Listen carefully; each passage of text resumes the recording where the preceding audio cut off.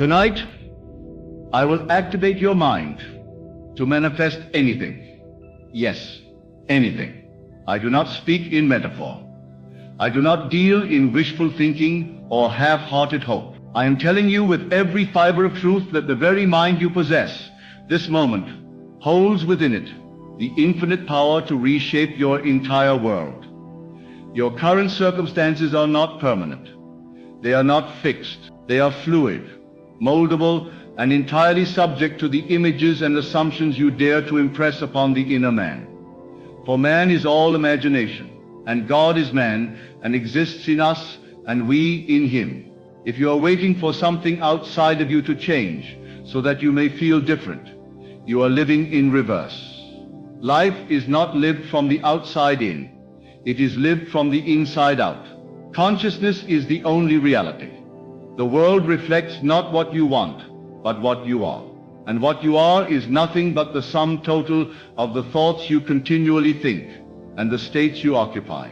All transformation begins with a shift in consciousness, and the truth is simple. You become what you believe yourself to be. You cannot rise higher than your assumptions. Now let me show you something that will forever shift the way you view life. Close your eyes, mentally, if not physically, and bring to mind the thing you desire most. A home, a fortune, a partner, radiant health, purpose, joy. Whatever it is, you must now claim it. Not wish for it, not beg the heavens to grant it, but assume it as your present reality. The assumption, though false to the senses, if persisted in, will harden into fact. And here is the key. You must dwell in the end, not visit it occasionally, not test it as though you are unsure, but move into it as a tenant moves into a new home. Feel the furniture, touch the walls, smell the air of your fulfilled dream. You must learn to feel the reality of the unseen, for feeling is the secret. Feeling is the bridge between the inner world and the outer, and the law is always working. It does not rest. The universe listens, but it does not hear words.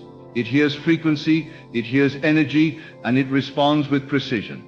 When you say to yourself, I am wealthy, but inwardly feel lack, the law responds not to your words, but to your feeling. And so, you must marry the thought with the feeling. Thought alone is not enough. You must feel your way into the state desired. Think of your imagination as the womb of reality. What you conceive within, in time, will be born without. Do not concern yourself with the how. The mechanism is not your responsibility. The seed does not concern itself with the mechanics of the soil. It simply knows it must germinate. Likewise, your only task is to dwell in the state of the wish fulfilled. This is not delusion. This is the very key Jesus demonstrated when he said, whatsoever you ask for when you pray, believe that you have received it, and it shall be yours. Not shall be in time, but already is. Believe you have received it. Let me be clear. You do not manifest what you want. You manifest what you are. The subconscious mind accepts as truth that which you feel to be true. And so, night after night, before you fall asleep, revise your day. Do not drift into sleep thinking idle thoughts. Use this sacred moment to impress upon your subconscious the image of your fulfilled desire. See it, hear it, touch it in your imagination until it feels natural. This is the key. It must feel natural. The mind is always creating, even in your ignorance. Every idle word, every flippant statement, every grumble of discontent is a command issued to the subconscious. You must discipline your inner conversations. Talk to yourself as one who already possesses that which he seeks. The world is a mirror, endlessly reflecting your internal states. You cannot escape your own assumptions. Change your assumption, and the world changes accordingly. Now let me tell you something that most overlook. Doubt is also an assumption. Fear is a form of belief. And when you entertain these inner states, you are manifesting from them. The law is impersonal. It does not judge. It simply reflects. That is why I say to you, take no thought for the morrow. Do not project anxiety into tomorrow. Assume that tomorrow will bring with it the evidence of today's inner claim. Live as though it were impossible to fail. The world cannot resist a man who persistently assumes success. To activate your mind to manifest anything, you must first stop identifying with your past. Your past is dead. It lives only in memory. Do not let it define you. You are not your failures. You are not your traumas. You are not your circumstances. You are awareness itself. You are the operant power. And once you awaken to this, you are free. For if you can assume the feeling of your wish fulfilled, you will be led across a bridge of incidents to its realization. Your mind is the workshop of God. Imagination is not mere fantasy. It is the very substance of reality. Everything man has created began as a thought, a desire, a vision unseen by the world. And so it is with you. You must see it within before you can ever see it without. You must know it is done. When you imagine something and then feel the thrill of its completion, you set into motion unseen forces that must bring it to pass. This is not wishful thinking. This is law. This is scripture rightly interpreted. When the Bible speaks of faith, it speaks of a psychological certainty. It means loyalty to the unseen reality. It means walking by faith, not by sight. You must become so anchored in your inner vision that the facts of the world cannot sway you. Let the world say you are mad. It does not matter. The world always mocks the visionary until the vision becomes fact. Then they call him genius. When you activate your mind through imagination, you become one with the divine creative power. There is no power outside of consciousness. What you experience as your world is nothing more than the outpicturing of your inner conversations and sustained moods. Change the conversation, and the world reshapes itself. Speak to yourself with love, with confidence, with bold declarations. Tell yourself, I am chosen, I am blessed, I am wealthy, I am in perfect health. And do not say it timidly. Say it as though the universe must obey, because it must. Every moment you choose to accept only that which aligns with your desire, you are creating from your higher self. And when your senses contradict your assumption, you persist. This is the great secret. Persistence in the assumption of the wish fulfilled is the way to its manifestation. Do not be discouraged by time. Time is the delay between the planting and the harvest. The seed knows it must become the tree. So must you know that your assumption must become fact. Your mind, once awakened, is a tool of infinite power. It can build empires, heal the sick, open doors that were never meant to open, but only if you believe. You cannot half believe and expect full results. You must go all in. You must be willing to let go of appearances, let go of logic, and let go of needing to know how. This is the trust that brings about miracles. The mind is activated by conviction, and conviction comes from the repetition of the desired state until it becomes familiar. Sleep tonight in the feeling that your dream is already yours. Live tomorrow as though you have already received the answer. React not to appearances, but to the vision held within. If you do this, life must conform. The law has no choice.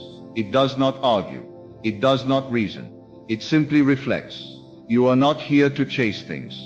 You are here to summon them. Through feeling, through vision, through the power of assumption, you call into your experience all that you desire. And what you desire is already yours, waiting only for you to claim it. There is no delay except the one you accept.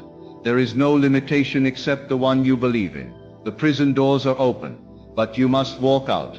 No one will do it for you. The power is in your hands. When you activate your mind, you awaken the God within. And the God within is not limited. The God within speaks and it is done. You are that God, dreaming the dream of life. And when you finally take hold of your imagination and direct it with purpose, you will find that the entire universe conspires to fulfill your assumption. So I say to you now, activate your mind, not later. Now, assume the highest version of yourself. Walk in the light of your fulfilled desire. Talk to yourself as the one who already has it. Feel the joy, the peace, the gratitude as though your dream were reality. And do not waver. Though the world may remain the same for a time, it must bend. The world always yields to the persistent inner state. You were never meant to beg. You were meant to create. You were never meant to struggle. You were meant to assume. You are the artist, the architect, the author of your life. Write it with conviction. Speak it with authority. Imagine it with clarity. And feel it with joy. Do this. And I promise you, what is now invisible will become visible. What is now distant will draw near. And what is now a dream will become your living reality. I have spoken not from theory, but from experience. What I have lived, you too shall live if you dare to believe. You hold the key. Use it. Unlock the door. And walk boldly into the life that has been waiting for you all along. Let us go even deeper now. For the creative act is not a moment, it is a state, an identity. You are not a person who does imagination. You are imagination itself. You are not someone who occasionally manifests. You are manifestation, walking, breathing and thinking. The degree to which you realize this determines how quickly and precisely your world responds to you.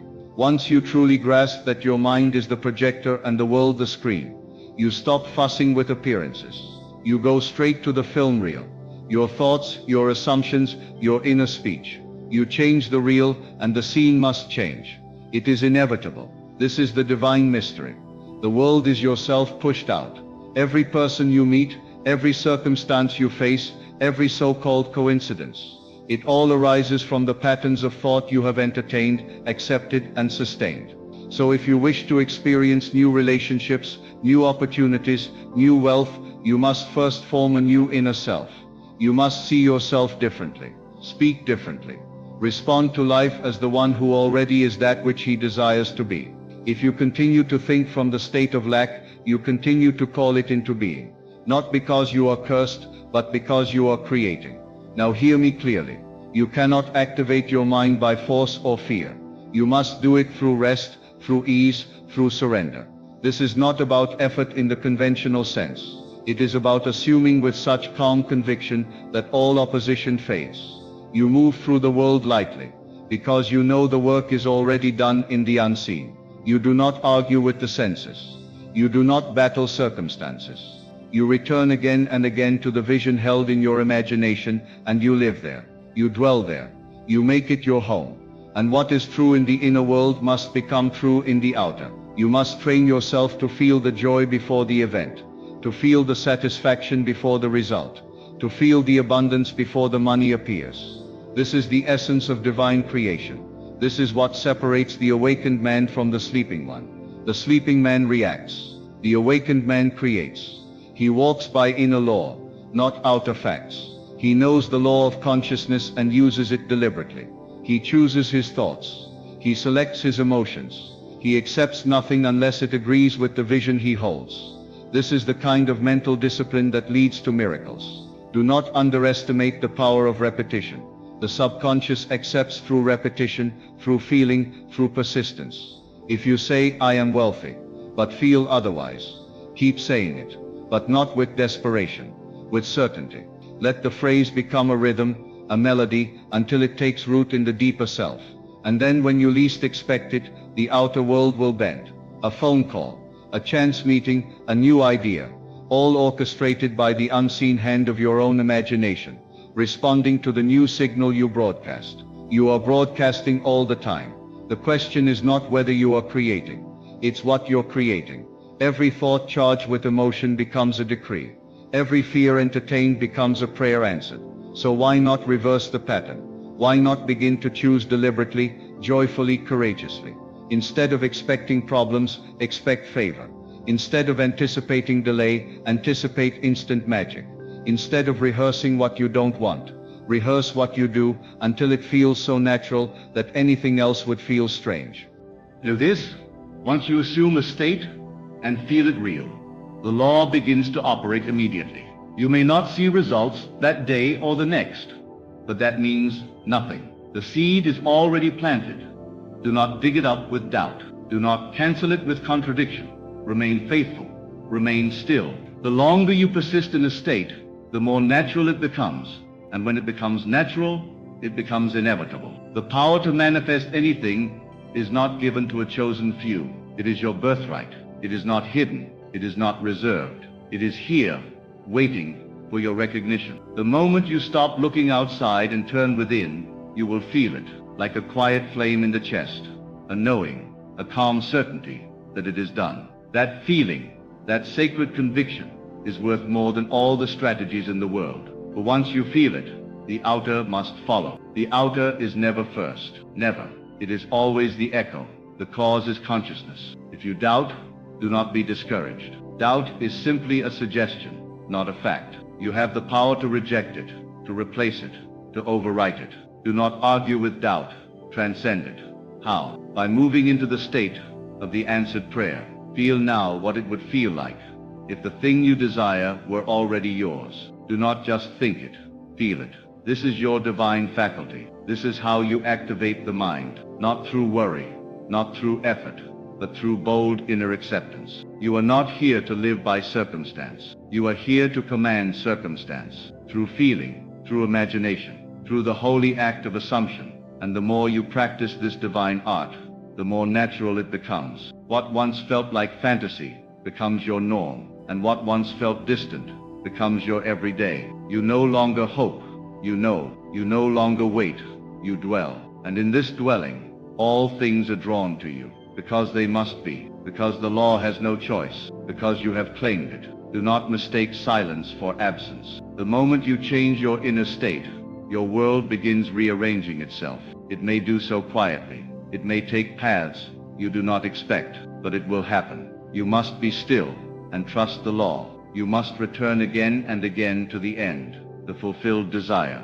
That is where your power lies. That is where your creation begins. That is how you activate your mind to manifest anything, by thinking from the end, not of the end. The feeling you cultivate is the magnet, and everything you want is already drawn to you, the moment you match its frequency. But you must hold that frequency, not once, not occasionally, consistently, faithfully, joyfully, as if it were your favorite song on repeat.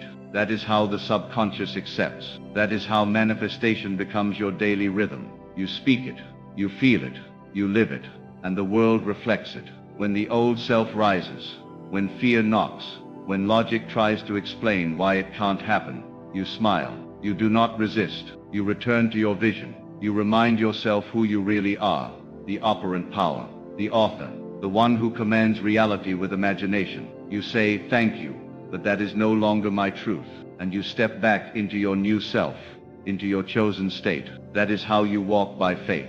That is how you reign over the outer world, not by force, but by assumption. So if tonight you wish to change your life, do not change the outer, change the inner. Go into imagination. Create a scene that implies your wish is fulfilled. Enter that scene with feeling. Make it vivid. Make it real. Hear the sounds. Feel the textures. Sense the joy. And do this until it begins to feel natural. And once it does, once you accept it as real, it must express itself. Not by your might, but by the law. Not by effort, but by alignment. Not by struggle, but by faith. Let this become your practice, morning and night, in silence and stillness, until it becomes your second nature, until you no longer react to the world, but create from within, until you no longer seek evidence, but become evidence, until you no longer need permission, because you know you are the permission. The truth is simple. You are already everything you wish to be. You need only to claim it, boldly, persistently, joyfully. The world is waiting for your signal, and the moment you send it, clearly, confidently, without contradiction, the doors open, not because you forced them, but because you finally remembered who you are, because you finally remembered that the outer world is simply clay in the hands of your inner vision. You remembered that the stories you tell yourself become the structures you live within, and now you tell a new story, one of certainty, one of abundance, one of infinite possibility. You do not question how the old dissolves. You simply persist in the new. You do not analyze the root, because you walk by assumption, not logic. You live as though it is already done, and that living is the prayer, the ritual, the alchemy. Your mind is a garden, and your dominant thoughts are the seeds. If you plant thoughts of lack, struggle, or fear, the weeds grow wild. But if you plant thoughts of wealth, love, and ease, your life becomes a blooming field of miracles. And this is not metaphor. It is the law. Imagination creates reality, not some imagination, not random imagination. Your imagination, your felt belief, your assumption. And to activate this mind is simply to turn your attention within, to impress the subconscious with that which you choose to be true. As you persist, the subconscious accepts, and once accepted, It begins to organize everything around you to match. It does not argue. It does not delay out of cruelty. It waits only for your consistency. So many people give up too soon, not because the law failed, but because they wavered between old and new. One day they believe, the next they doubt. One moment they feel it real, the next they fear it won't work. And this is the only thing that breaks the bridge of incidents. This is the only thing that delays the delivery. But you will not waver, because now you know. And once you know, you cannot unknow. The truth has touched you, and it will not let go. From this day on, you move differently. You speak as if it is done. You think from the result. You sleep in the wish fulfilled. You begin and end your day as the version of you who already has it.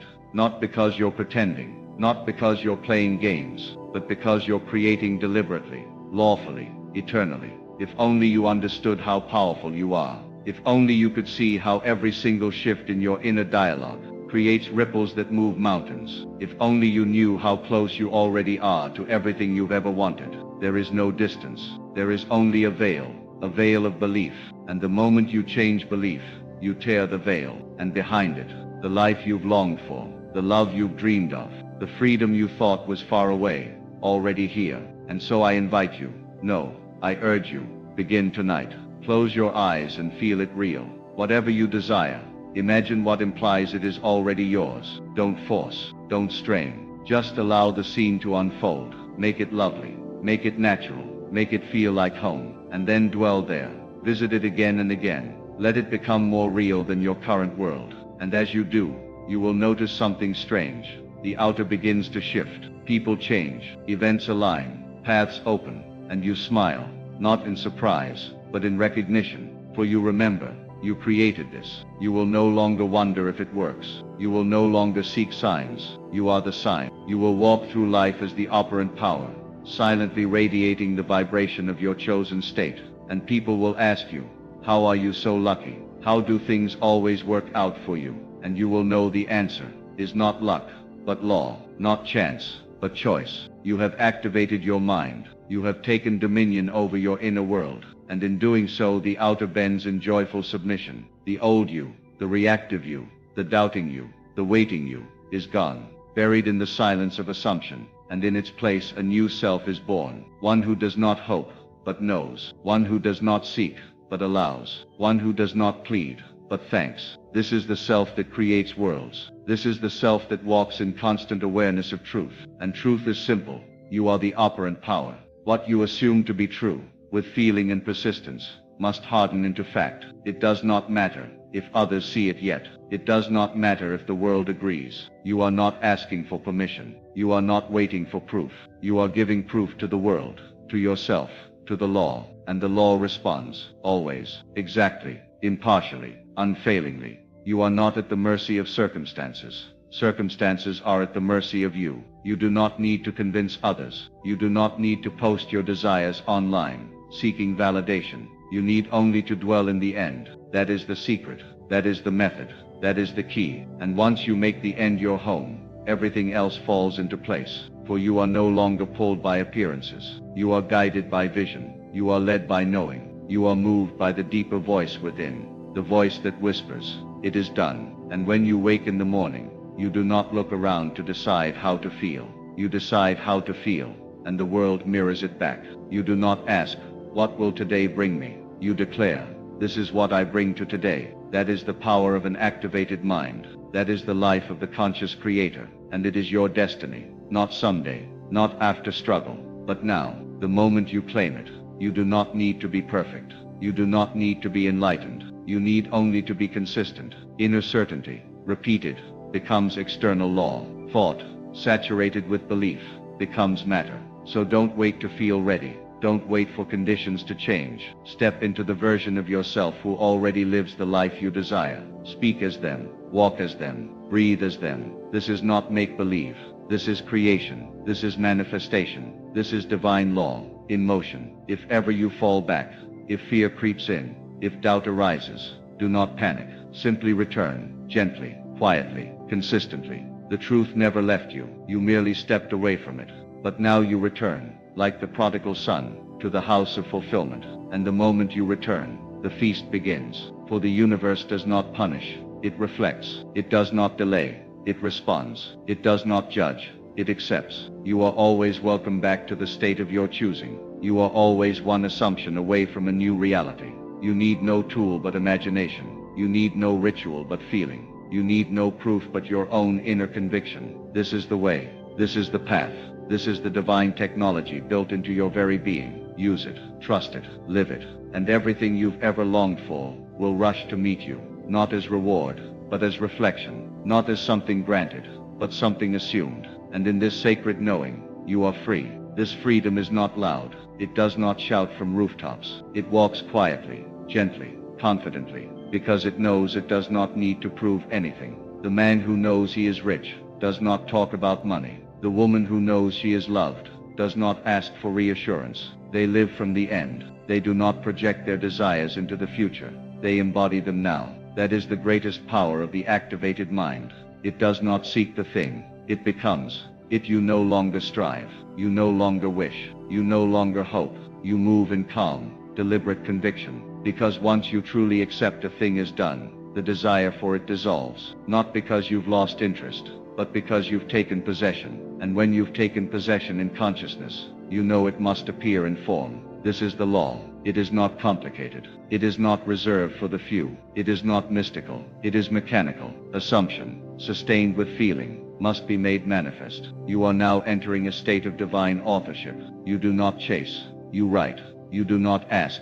You declare. You are no longer the character, tossed about by plot, twists. You are the author, writing the next chapter before it happens. And you do this not through effort, but through stillness, through imagination, through the sacred repetition of inner vision. Others may say you're delusional, that you're ignoring reality. Let them. You are not here to defend your vision. You are here to live it.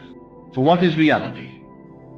If not a mirror, a reflection of the dominant assumptions you hold inside. If the mirror shows a face you do not like, you do not scold the mirror. You change your expression. Likewise, when the world shows something unwanted, you do not react. You return within and reimagine. You know that the only creative act is assumption. Everything else is echo. And so day by day you activate deeper levels of your mind, not by force, but by faith. You do not beg your subconscious. You inform it. You do not negotiate with it.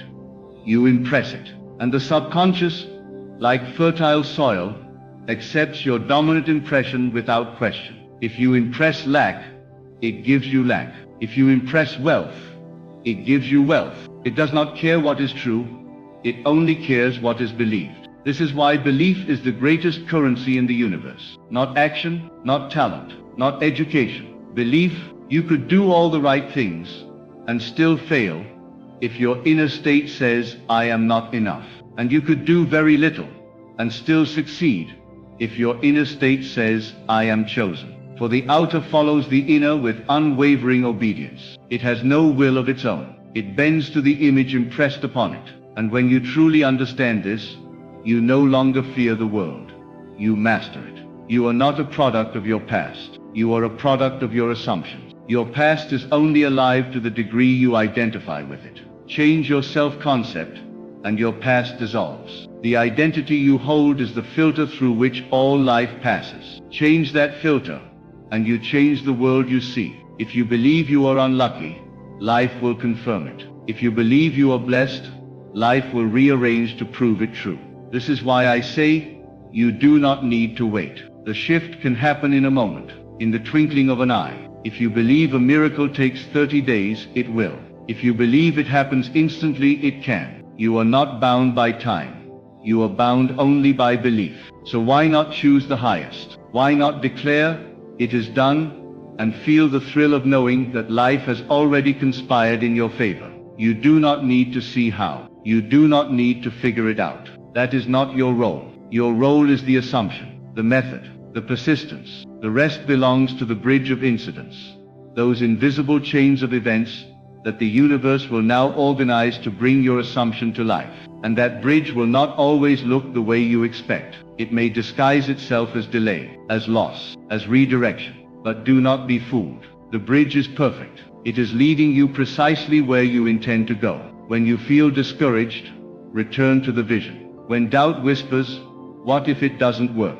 Answer silently, but what if it already has? When fear says, you're not ready, remind it, I've already become. This is how you walk by faith, not by sight. This is how you hold the state, even when the senses scream otherwise. And as you hold it, as you dwell in the end, you will see the world shift, not slowly but suddenly, not gradually, but completely. People will return into your life, now treating you as the version you assumed. Money will show up in ways you couldn't predict. Opportunities will appear that feel too perfect to be coincidence. But you will not be surprised. You will smile, calmly, because you knew. You knew all along. You knew from the moment you said, I will activate my mind. You knew the moment you claimed the new state, that the old had no choice but to fall away. In this knowing, you rest, not in passivity, but in power. You take inspired action. Yes, but from a place of fulfillment, not desperation. Your words become clear, calm, confident, because they are not seeking, they are confirming. Your movements become intentional, not rushed, but regal. You do not chase, you magnetize. You do not hustle, you attract. You do not beg, you bless. This is the life of the operant power. This is the life of the awakened soul. And it is yours, right now, not after more books, not after more proof, not after more waiting, but now in the stillness of this moment. The switch is inside you, the choice is internal, and the result is inevitable. You have stepped into the authority of your divine self. You are no longer reacting to life. You are giving life direction, and life obeys because it must, because it is your servant, not your master. Keep going, keep imagining.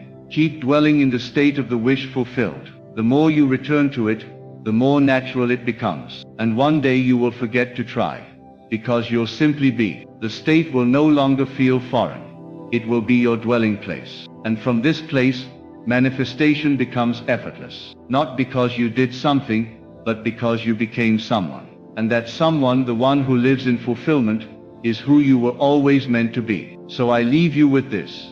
You do not need to become anything. You only need to remember who you are. The operant power, the imaginer, the creator clothed in flesh. The world is not happening to you. It is happening through you. Every thought, every feeling, every assumption is a seed. And now that your mind is activated, you will plant only what you wish to harvest. You will not beg for miracles. You will embody them. You will not hope for change. You will assume the change and watch the world bow in obedience to your inner command. Dare to believe in the unseen. Dare to feel it real. Dare to walk as if your every desire is already yours, because it is. And let the old reality crumble. Let the doubts die. Let the fear fall away. You have entered a new state of being, a new identity, a new world. And from this moment forward, everything must change to reflect the self you have chosen to be. It is done. Now walk in it, live in it, breathe in it, and watch the impossible bow to the one truth that sets you free. Your imagination is God in action. Everything in this world begins in the imagination. What you call reality is nothing more than the shadow cast by your inner assumptions. To act as if you are going to have everything and then watch it appear, this is not magic, this is law, the law of assumption. The eternal truth that what you assume to be true, whether good, bad, small or grand, must in time harden into fact. You do not need to struggle for what is already yours by divine right. You only need to assume it is so, and live as though it were already done. Do not wait for the world to confirm your vision. The world reflects, it does not initiate. Act as if you're going to have everything. Not with arrogance, but with the deep peace that comes from knowing who you really are. You are not a beggar in this world. You are not waiting on fate or fortune. You are not at the mercy of events. You are the operant power. You are the cause of what you see, not the effect. And when you accept this responsibility, when you dare to believe that your imagination creates your reality, then you are free. Now let us understand something vital. It is not enough to want. You must live in the feeling of the wish fulfilled. That is the secret. That is the great mystery, hidden in plain sight. Most people want, but they do not feel that they already have. They hope, but they do not assume. They desire, but they do not believe. And yet it is belief, pure, persistent, embodied belief that makes all things possible. So I ask you now, what would you do if you knew everything you desired was on its way? How would you walk? How would you breathe? What would your tone of voice be? What thoughts would you entertain? What habits would you leave behind? Not because you're trying to be better, but because they no longer fit the version of you that already has everything. If you knew the end was certain, would you still doubt? Would you still speak of lack? Would you still compare yourself to others? You see, the game changes when you know that the outcome is fixed by your assumption. Not a blind assumption, but an embodied one. One that saturates your inner conversations, that lives in your emotional tone, that seeps into your dreams. To act as if is to live in the consciousness of already being the person you want to become. It is not pretending. Pretending is shallow. Pretending knows it's not real. Acting as if means embodying the truth of your desire as though it were a memory. You don't struggle to remember something that happened yesterday. You simply recall it. So too must you recall the feeling of the thing desired, as though it already happened. Suppose you want wealth. Then do not ask for wealth. Do not beg for wealth. Do not even wait for wealth. Assume wealth. Walk in it. Rest in it. Let the world catch up to your inner state. Let the bank account reflect what your imagination already knows. Your imagination is the womb of creation. It is the divine faculty through which God expresses in man. And when you dwell in the end, meaning when you persist in the assumption that your desire is already fulfilled, you have set the process of creation in motion. It is not your job to know how it will come. That's where so many lose their power. They try to force the means, to manipulate the process. But I tell you, the means will come of their own accord. Your only task is to live in the end. When you act as if you're going to have everything, and you truly feel that reality within you, the bridge of incidents will unfold naturally. You'll meet someone. An idea will come. A door will open. But none of these things are the cause. They are only the result. The world is your mirror, and the mirror cannot smile first. You must smile first, and then the reflection appears. In the same way, the world cannot bring you your desire until you first bring it into your inner world. That is the law. That is the secret behind every miracle, every transformation, every fulfilled dream. Now listen closely. You must assume persistently, not just once in a meditation, not just while visualizing, but throughout your day, in the midst of conversations, as you walk down the street, as you lie in bed at night. You must saturate yourself with the feeling that it is already done. You must carry yourself like one who is already crowned with victory, and not for show, but for real. For you know something the world does not. You know that imagination creates reality. This is not fantasy. This is the creative act. To assume the feeling of the wish fulfilled is to impress upon your subconscious mind a new pattern. And the subconscious does not argue. It does not analyze. It accepts whatever you persistently feel as true.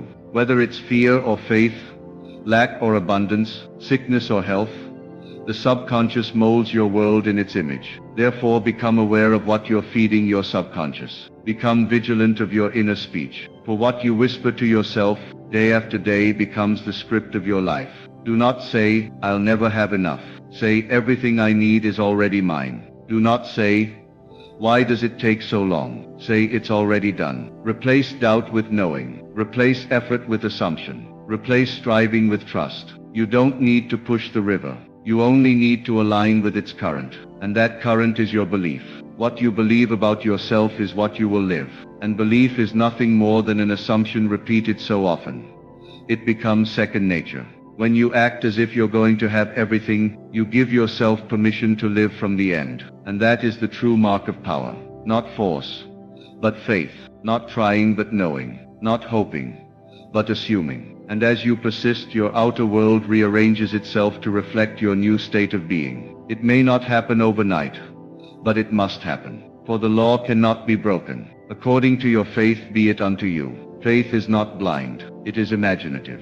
It sees what the eyes cannot. It touches what the hands have not yet held. And it walks boldly, because it knows who the author of life really is. You are not separate from the source of your desires. You are not a servant begging for crumbs. You are a son, a daughter of the Most High. The kingdom is within you. And when you claim that kingdom, when you assume its riches, its beauty, its power, You call it forth into the visible world. Now let us return again to the principle. If you act as if you're going to have everything, you must be willing to let go of the version of yourself that doubts, the version that fears, the version that compares and complains and waits for signs. You must leave it behind like an old garment and put on the new man, the man who already has, the woman who already is. This is the great act of imagination, to clothe yourself in the feeling of your fulfilled desire. And you must do this without conditions. Not I'll believe it when I see it, but I believe it therefore I'll see it. Not I'll feel abundant when my account is full, but I feel abundant therefore my account will reflect it. You reverse the order of cause and effect. You become the cause and the world responds. There is no power outside of your consciousness. There is no other creator. Your world is yourself pushed out. Therefore, if you change your assumption, you change your world. It's that simple. And yet it requires courage. Courage to believe when the evidence says otherwise. Courage to persist when nothing seems to change. Courage to declare, it is done, and then rest in that knowing. The moment you act as if it is done, you shift your timeline. You align with the version of you who has it all. And from that moment on, everything conspires to bring you face to face with your assumption. People will change. Circumstances will shift. Paths will open. But do not look to the world for confirmation. Look within. That is where the change began. And that is where it is sustained. You are always acting on some assumption. The question is, what are you assuming now? Are you assuming things are hard? Are you assuming nothing ever works out for you? Then that too shall appear. But if you act as if you are loved, successful, wealthy, inspired, if you feel that as your reality, regardless of what the eyes see, then that too must come to pass. Do not wait for proof. Be the proof. Do not wait for change. Be the change. Do not wait for the world to give you permission. Claim what is already yours in imagination. That is where all creation begins. So tonight, as you lie in bed, do not drift into sleep thinking of what is missing. Think only of what is already yours. Fall asleep in the feeling of the wish fulfilled. Let your last thought be one of victory. Let your dream be colored with the tones of fulfillment. For as you sleep, the seed you have planted in imagination will take root, and in time it will bloom. You do not need to know how. You only need to know that it is done, and walk in that knowing. Talk in that knowing. Think from that knowing. And the world, like a faithful servant, will reflect your assumption back to you in ways you could not have planned. Act as if you're going to have everything, not because you're trying to trick the universe, but because you understand the law. Because you know that what you assume to be true becomes your experience, and because you trust the divine power within you to bring all things to pass. This is not wishful thinking. This is spiritual law. This is your inheritance. Claim it boldly. Live from it daily. And watch, just watch, how everything you ever desired begins to appear, not as a miracle but as the natural consequence of your inner state. Now go into the silence and assume the feeling of the wish fulfilled. Do it with love. Do it with joy. Do it with certainty. And watch how the universe rearranges itself in your favor. It always has. It always will. Do not concern yourself with what the world says is realistic. Realism is the creed of those who have forgotten the creative power within. It is not your job to adjust your desire to fit the facts. It is your job to assume the facts will conform to your desire. And they will. For the truth is this: what you accept as true within you becomes true outside of you. Not through struggle, not through force, but through natural, inevitable divine law. If you persist in the feeling of already being, already having, already living in your desired state, then the outer world must follow.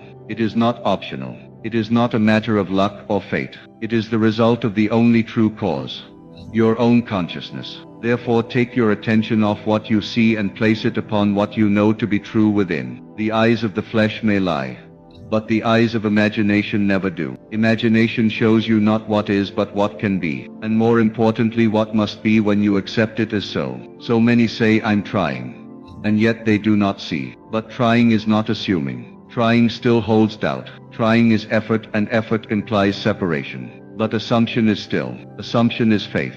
Assumption is knowing. And it is only when you enter that state of knowing, that inner peace, that confident expectancy, that the world bends in your favor. You do not have to be perfect. You do not have to master every thought. You simply have to return, again and again, to the feeling of the wish fulfilled. When fear knocks, return to the feeling. When delay appears, return to the feeling. When doubt arises, return again. Persist. That is the only requirement. Persistence in the assumption. And if you do that, the bridge of incidents will unfold in ways you could never script. The right people will show up.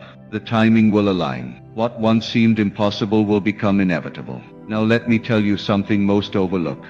The assumption must feel natural. It must become so familiar, so habitual that anything less feels strange. And that comes through repetition, through inner rehearsal, through soaking yourself in the vision of already having. You walk in it, you breathe it, you dream in it, you speak from it. You no longer ask, when will it happen? Instead, you rest in the peace that it already has. This is how the great ones have always lived. They saw what others could not see. They believed in what was invisible. And they acted not from hope but from assumption. And so their worlds transformed to match. You too must do the same. You must be the one who dares to believe even when others call it foolish. You must be the one who holds the end in mind when the means look missing. Because the one who lives in the end has already won. And life must mirror that inner victory. Your power is in your decision to assume. And assumption is a quiet act. It doesn't shout. It doesn't plead.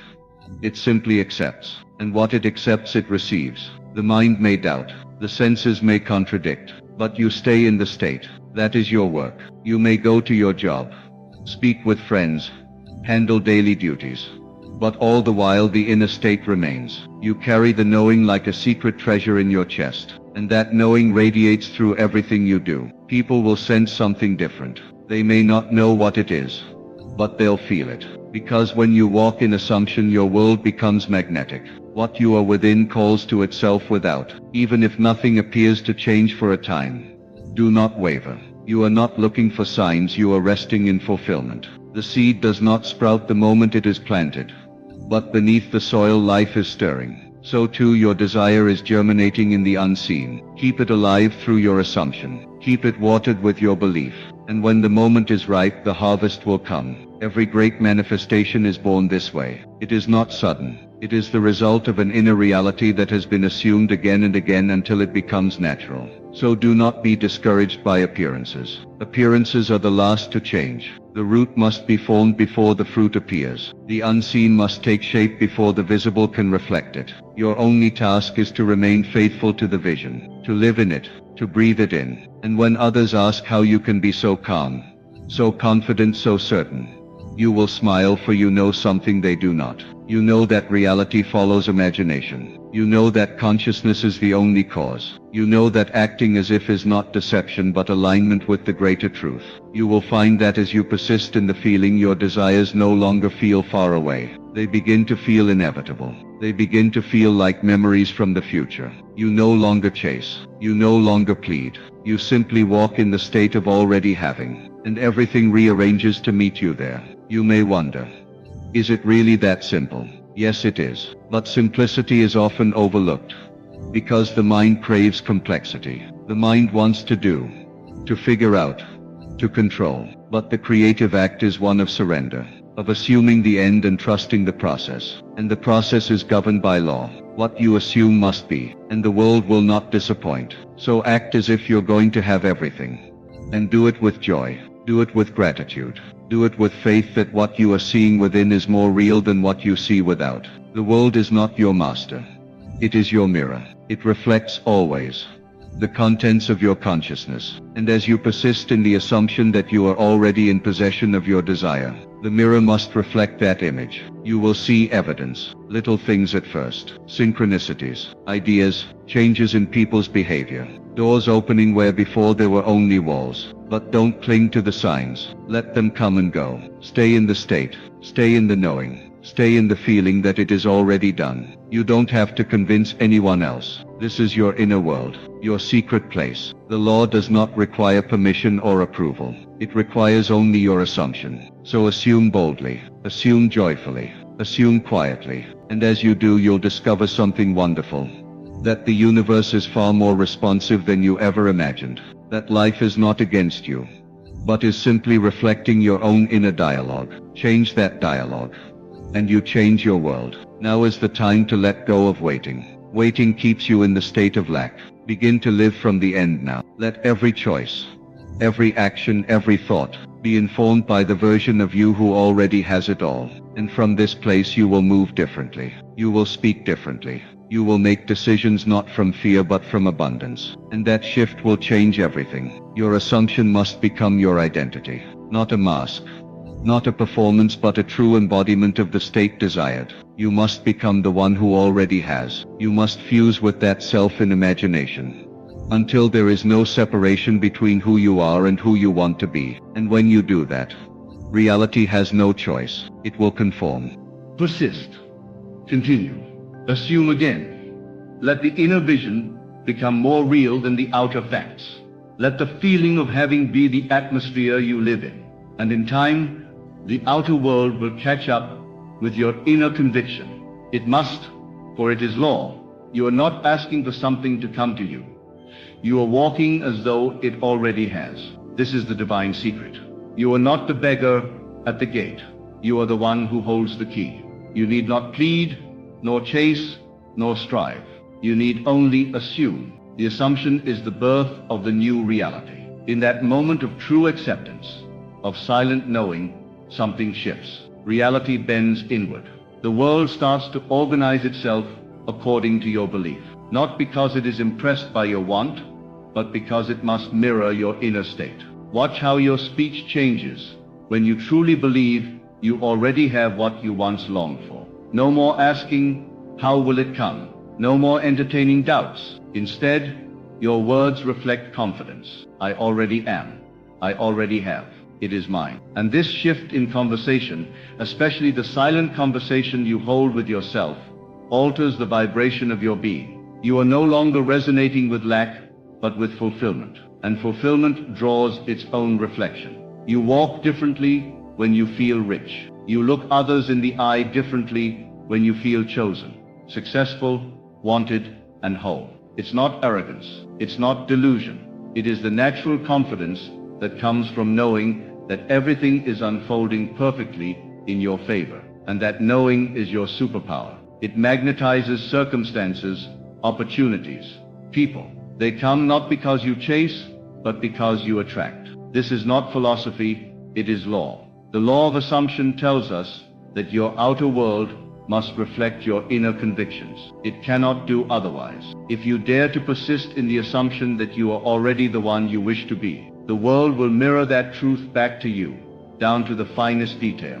You will see your reflection in the events of the day, in the people you meet, in the unexpected turns of fortune. And none of it will surprise you, because deep down, you already knew it had to happen. You accepted it before it arrived. You may think, but I don't feel it all the time. That is all right. Return to the feeling, gently, quietly. Do not force it. Invite it. Let it wash over you like warm light. The more you dwell in that state, the more natural it becomes, until one day you'll realize that the feeling has taken root. It is now your default. You don't have to conjure it. It lives in you. And from that place, your life will begin to move in rhythm with your inner certainty. You must remember, there is no power outside of your consciousness. The world is not acting independently. It is only responding to the seed you plant within. So plant wisely, plant with intention, imagine with precision, and then assume the feeling of that fulfilled state, as if it were already yours, because it is. In the mind of God, in the realm of the unseen, it is already complete. Your job is simply to bring it into visibility by assuming it so. The world cannot resist the energy of the one who knows. There is a calmness in that kind of certainty, a magnetic force. People sense it. They are drawn to it. Circumstances bend to it. And this is not something you create through effort. It is something you allow by surrendering to the feeling. Feel as though it is done, and it will be done. All things begin in imagination. It is the womb of reality. And what you continually dwell upon in imagination becomes clothed in fact. So stop waiting for the world to change and begin living as though it already has. Your assumptions harden into facts, not because you force them into existence, but because you live them internally long enough for them to externalize. You may be tempted to ask, but what if nothing happens? That question arises from doubt. Doubt is the thief.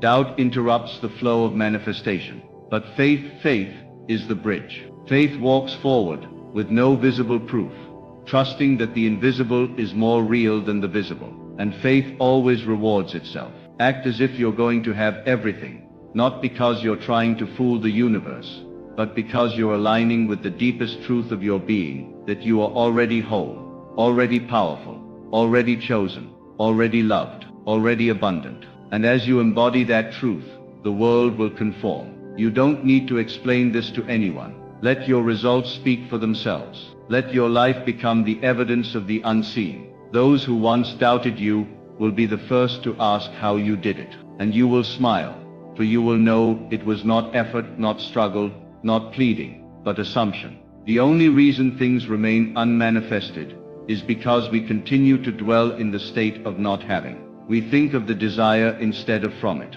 and so it remains at a distance. But when you shift, when you move into the state of already having, it rushes toward you. The outer cannot help but reflect the inner. That is the law. Even in the silence, something is happening. Even when it seems like nothing is moving, everything is moving. Reality is rearranging itself in the unseen to match your assumption. So be still, be faithful, and above all, be consistent. Do not dip in and out of belief. Let your inner world remain unwavering. Then watch as the outer begins to echo your inner truth. You are not here to earn your desires. You are here to accept them. Grace is not given to the worthy, it is given to the receptive. You are worthy because you exist. You are deserving because you imagine. And what you imagine, you become. So imagine wisely, assume lavishly, walk boldly, and know that as you act as if you're going to have everything, you are inviting the universe to do what it was always ready to do. Fulfill your every assumption. You see, life is not reacting to your effort, it is responding to your consciousness. It is not about how hard you work or how many hours you toil. It is about the story you silently tell yourself, the role you cast yourself in, the scene you repeat in the theater of your mind. That is the root. And from that root grows the fruit of your experience. So instead of working harder, assume more deeply. Instead of chasing outcomes, embody their essence. Feel now what you imagine you would feel then. And by doing so, you collapse time. You dissolve delay. You bring the future into the present. Everything that is to come is already within you in seed form. And the only condition for its flowering is your willingness to persist in the assumption that it already is. That is why I tell you, do not beg, do not hope, do not wish, assume. Live from the end, speak from the end, think from the end, and let your every gesture, your every step, reflect the inner assurance that you are already living the life you once longed for. If it is love you desire, assume you are already cherished. Feel what it is like to be seen, heard, adored. And do not look outside for confirmation. Let that feeling grow within. If it is wealth you seek, assume you are already prosperous. Feel the peace, the freedom, the security that comes from knowing you are always provided for. If it is health, assume you are already whole. Feel the strength, the ease, the vibrancy of a fully restored body. Whatever it is, embody it now. You do not wait for the world to give you permission. You give the world instruction through your inner state. The moment you act as if, you issue a command, and the world listens. It does not argue. It does not delay. It simply reflects. And the more real your assumption becomes, the more vivid your imagination, the faster it appears. This is not fantasy. It is fidelity to the unseen. Every great teacher has pointed to this truth in their own way. As you believe, so shall it be done unto you. Faith is the substance of things hoped for, the evidence of things not seen. According to your faith, be it unto you. These are not poetic verses. They are blueprints for manifestation. They are the very mechanics of creation. You cannot serve two masters. You cannot dwell in doubt and expect fulfillment. You must choose the state you will live in and remain faithful to it. When you falter, and you will return to the feeling, do not criticize yourself. Do not condemn your humanity. Simply return, gently, persistently, as often as necessary, until the feeling becomes familiar, until it becomes your home. Then it will feel stranger to doubt than to believe. That is when manifestation accelerates. The world around you will begin to whisper confirmation, a word overheard, a sudden opportunity, a chance meeting. These are not coincidences. They are echoes of your assumption. They are the first fruits. Do not ignore them. Do not dismiss them. Rejoice in them. They are signs of alignment. And if you remain steady, more will follow. Bigger, brighter, bolder, until the life you once imagined is the life you are living. Acting as if is not pretending. It is not play acting. It is entering the state of consciousness that matches your desire. It is tuning yourself to the frequency of the thing wished for. You become a vibrational match to it, and it cannot help but find you. This is the divine mathematics, the spiritual law. Your inner speech becomes your outer world. Your assumptions become your evidence, and everything begins to happen, not by force, but by rightness. When you truly assume, there is no desperation, there is no neediness, there is only calm expectation, a quiet joy, a knowing smile, because you understand that the invisible always precedes the visible. You do not need to check for signs, you are the sign. Your state is the evidence, and the world is simply catching up to your vibration. Do not speak of what you lack. Do not rehearse the old story. Let it go. Burn it. Lay it to rest, and write a new one in the sanctuary of your mind. In this new story, you are powerful. You are radiant. You are adored. You are wealthy. You are free. Tell it to yourself every day, not with force but with love, until your inner world becomes so rich, so vivid, so saturated with the feeling of your wish fulfilled, that reality must obey. People will wonder how you did it. They will not understand that the change occurred long before the evidence appeared. They will not see the countless inner rehearsals, the silent acts of assumption, the secret knowing you carried inside. But you will know. You will remember the moment you stopped hoping and started living as if. The moment you stopped chasing and started assuming. That was the moment everything turned. This world is not solid. It is malleable, responsive, alive. It listens to you, not your words but your state. It is not impressed by affirmations spoken from doubt. It is moved by the assumption felt as real. That is the real prayer. Not the words you speak, but the state you dwell in. Dwell in the state of answered prayer. Let that be your reality. And soon the world will respond with visible proof, not as a reward, but as a mirror. So I urge you, if you want to see everything appear, act as if, not for 5 minutes, not when it's convenient, but as a way of being. Let every thought, every movement, every breath, carry the tone of fulfillment. Walk through life as though it is done, as though every door is open, as though the heavens have already declared your victory. And they have. But you must declare it too, within. No one else can do this for you. No one else can imagine for you. No one else can assume your state. This is your work, and yet it is the most joyous work you will ever do. Because once you truly assume, the effort is over. The striving ends. You are no longer trying to make it happen. You are letting it unfold, and unfold it must. You are not the victim of fate. You are the author of destiny, and your pen is imagination. Your ink is feeling. Write a new chapter, one of triumph, of abundance, of love, and live as though that chapter has already been published in the book of life, because it has. In the unseen, it is finished. In the visible, it is unfolding. And you are the bridge between those two realms. So I leave you with this: do not wait to see it before you believe it. Believe it, and you will surely see it. Walk today in the assumption that what you desire is already yours. Not tomorrow, not someday. Now, let your world conform to the boldness of your inner conviction. Let the unseen become your foundation. Let imagination be your compass, and feeling be your guide. There is no power outside of you that determines your fate. It is you, the operant power, the divine dreamer, who molds this world with your assumptions. So act as if you are already blessed, already chosen, already successful, and the world will echo your truth. You are not here to react. You are here to create. You are not here to wish. You are here to assume. And when you act as if you already have everything, the universe bows before your certainty and gives you everything and more. Live from the end, and the end will live through you.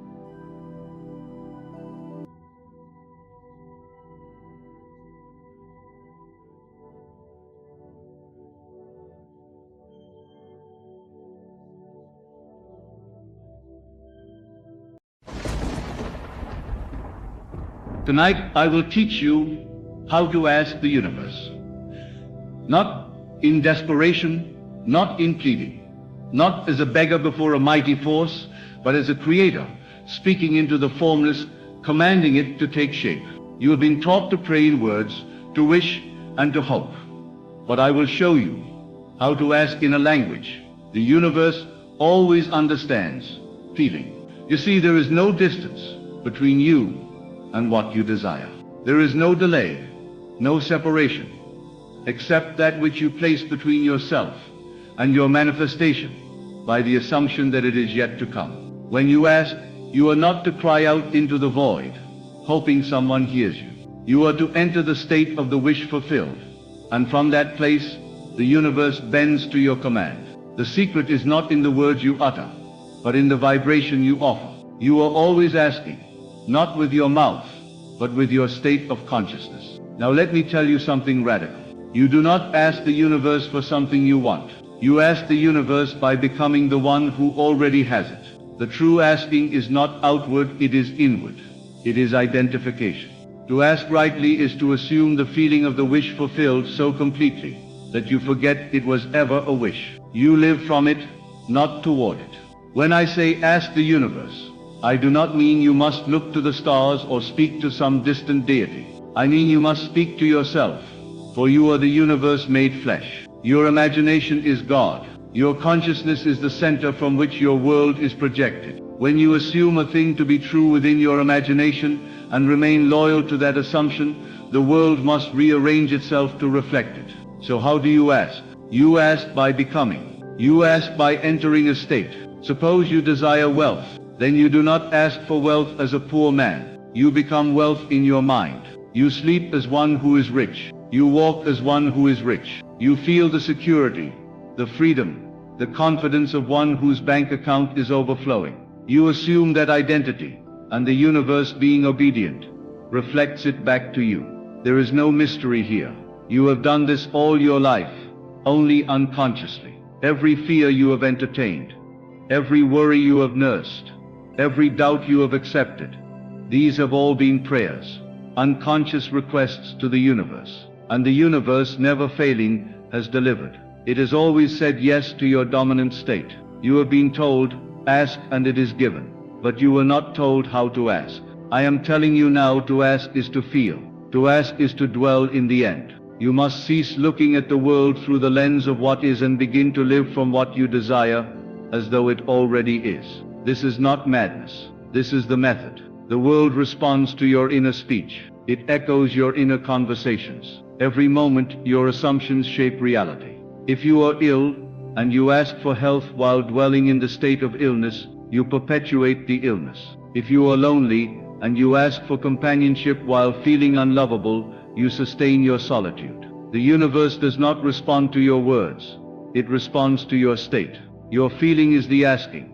And what is feeling? It is not emotion alone, but a deep inner conviction, a knowing that it is done. When you assume the feeling of the wish fulfilled, it matters not what your senses report. They may show the opposite, but you will remain unmoved, for your faith is not in what you see, it is in what you know within. You must dare to live in the invisible. That is the great secret. All creation begins in the unseen. The visible is only the echo. To ask the universe, then, is to become pregnant with your desire, to carry it within you, to nourish it with belief, until it is born into the world. Do not concern yourself with the how. The how is not your domain. That belongs to the intelligence that sustains galaxies and grows flowers. Your only task is the assumption. When you assume that your desire is already yours, and you remain faithful to that assumption, all things necessary for its fulfillment will be drawn to you. You do not need to manipulate, to struggle, to strive. You need only to feel it real. This is not passive. This is divine law. A seed does not strive to become a tree. It simply knows what it is. It holds within itself the image of its fulfillment. So too must you hold within yourself the image of your desire, and clothe it with feeling. Let me give you an example. A man comes to me and says he desires to travel the world, but he has no money. I do not tell him to get a job or to wait. I tell him to go there in imagination. I tell him to walk the streets of Paris in his mind, to breathe the air of Rome, to feel the breeze of the Aegean on his face. I tell him to fall asleep in that feeling. And when he does, when he truly feels he is already there, the world shifts. Perhaps he meets someone who offers him a ticket. Perhaps a job opportunity appears. The means are many, but the cause was within. This is how you ask, not in hope, but in certainty. Not in need, but in fulfillment. You must enter the state of your answered prayer. You must become what you seek. The universe will not deny you, for it is yourself pushed out. There is no other. When you ask rightly, you do not repeat affirmations like a parrot. You speak them as one who knows. I am wealthy, you say, not as a wish, but as a fact. I am loved, you declare, not to convince yourself, but to remind yourself. The tone is everything. The feeling behind the words is the prayer. And if the feeling seems difficult to reach, persist. For the imagination, like a muscle, grows with use. Perhaps at first it is only a flicker, but the more you dwell in the feeling, the more it solidifies. What once seemed like fantasy becomes natural, and what is natural becomes inevitable. You are not asking for a thing, you are declaring your identity, and from identity all things flow. If you want to be successful, do not ask for success. Assume the feeling of one who is already successful. What does he feel when he rises in the morning? What does she think when she walks into a room? What is the posture, the inner dialogue, the confidence? Take it on. Wear it in your imagination until it wears you. You are always assuming something. Let it now be something noble. You are always asking something. Let it now be something magnificent. Ask as God would ask, not timidly, not tentatively, but boldly, creatively, faithfully. The world is not fixed. It is clay in your hands. Mold it with your assumptions. Shape it with your feeling. Speak to it from the end. You are not here to react. You are here to create. Do not wait for the world to change. Change your concept of yourself, and the world must follow. This is the law. It is immutable, impersonal and perfect. It responds not to effort, but to alignment. To ask is to align. To ask is to embody. You are not attracting a thing from afar. You are revealing what is already within you. The treasure is buried in the field of your own consciousness. So tonight go within. Enter the theater of your mind. See yourself as you wish to be. And more than see, feel it.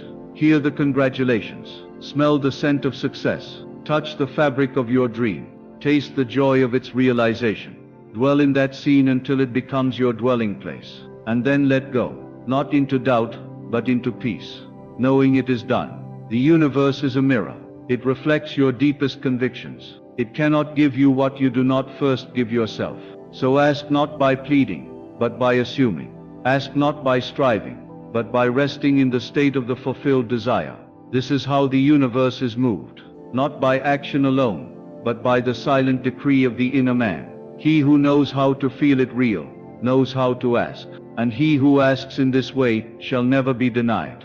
Now you know. You have been given the key. Use it wisely. Use it lovingly. Use it persistently. For the world you see tomorrow will be the result of what you ask tonight. So ask, but ask in the language the universe understands. Ask in faith.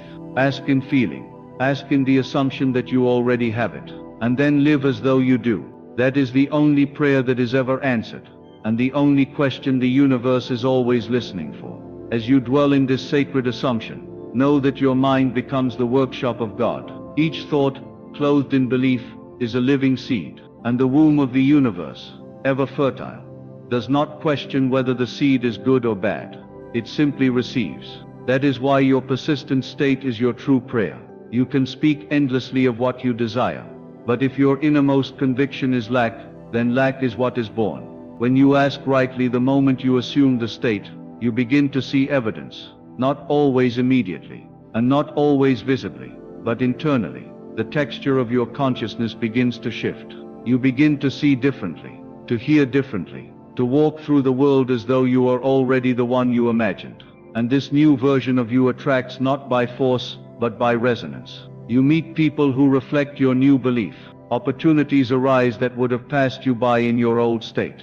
It is not coincidence, it is law. You must come to see every circumstance, not as something happening to you, but as something issuing forth from you. This may offend the ego, but it is liberating to the spirit. To ask the universe, is to assume responsibility for your inner state. It is to cease blaming the world, and to begin commanding it, quietly inwardly, with the unwavering confidence of one who knows that reality bends to consciousness. There will be moments when doubt creeps in, when your senses shout louder than your vision, when the evidence seems absent.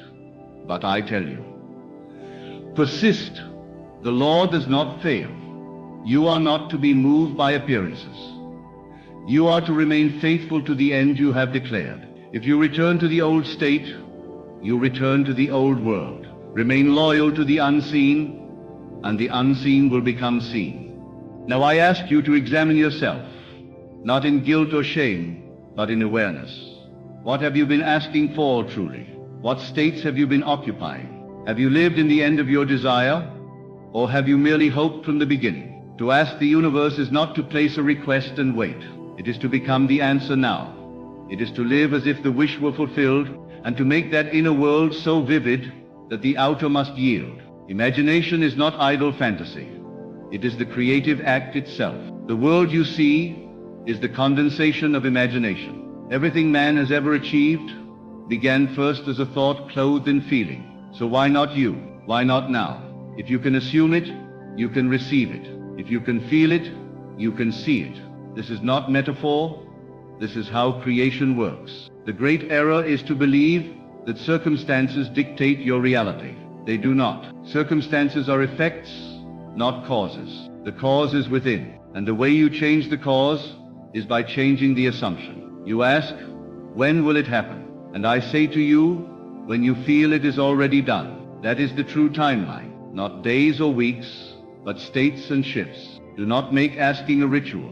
Do not turn it into a practice of striving. The universe is not moved by your repetition, but by your realization. One moment of true assumption is more powerful than years of hoping. When you feel it real, the seed is planted. Remain in that feeling, and it must grow. You have asked before, but you have asked amiss. Hoping, begging, doubting. I am telling you now, ask as one who creates, not as one who wishes. Ask as God within, not as man without. Feel the truth of your desire now, and all things must align. This is not magic. It is law, not fiction, but function. When you walk tomorrow, let every step be taken as the one you have become. When you speak, let your words reflect your new identity. Let the inner talk be that of the fulfilled man or woman. This is how you reinforce the state. This is how you dwell in the end. If the old world shows up again, do not fight it. Simply return to the state. Withdraw your attention from the facts that no longer serve you, and place it back on the feeling of the wish fulfilled. You are not denying reality. You are creating it anew. You are not ignoring facts. You are changing them at their root. This is the greatest privilege of man, to ask the universe not as a servant, but as a son, to say I am, and to know that whatever follows those words becomes flesh. You are not here to suffer the world's judgments. You are here to speak your world into existence. You are here to declare the end and let the means arise. As you begin to live this way, you will find a joy, a lightness, a freedom that no external condition could ever give you. You will realize that the treasure was never outside of you. It was always in the act of assuming, of feeling, of becoming. The riches of the world will chase the man who lives from the end. The opportunities, the relationships, the abundance, they are not rewards, but reflections. Ask then by inhabiting your dream. Walk through it. Feel its weight, its beauty, its reality. Speak from it, not toward it. And when the world contradicts you, smile, not in defiance, but in certainty. For you have seen the end, and it is good. Remain faithful. That is your only task. Not to make it happen, not to scheme or force the outcome, but to remain loyal to the feeling of the wish fulfilled. The law does not operate by partial belief. A wavering assumption yields a wavering result. But one who remains unmoved in the face of contradiction, who clings inwardly to the truth of the unseen, will see it solidify before them. It must. The outer is slave to the inner.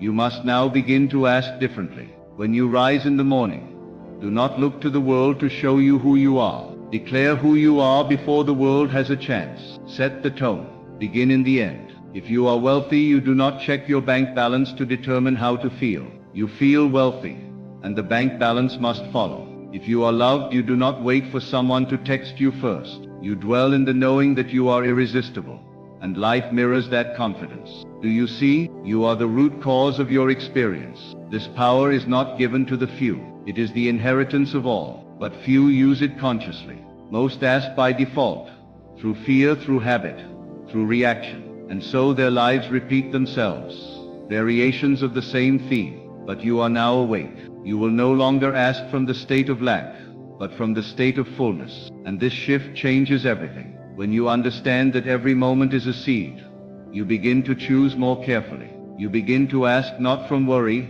but from vision.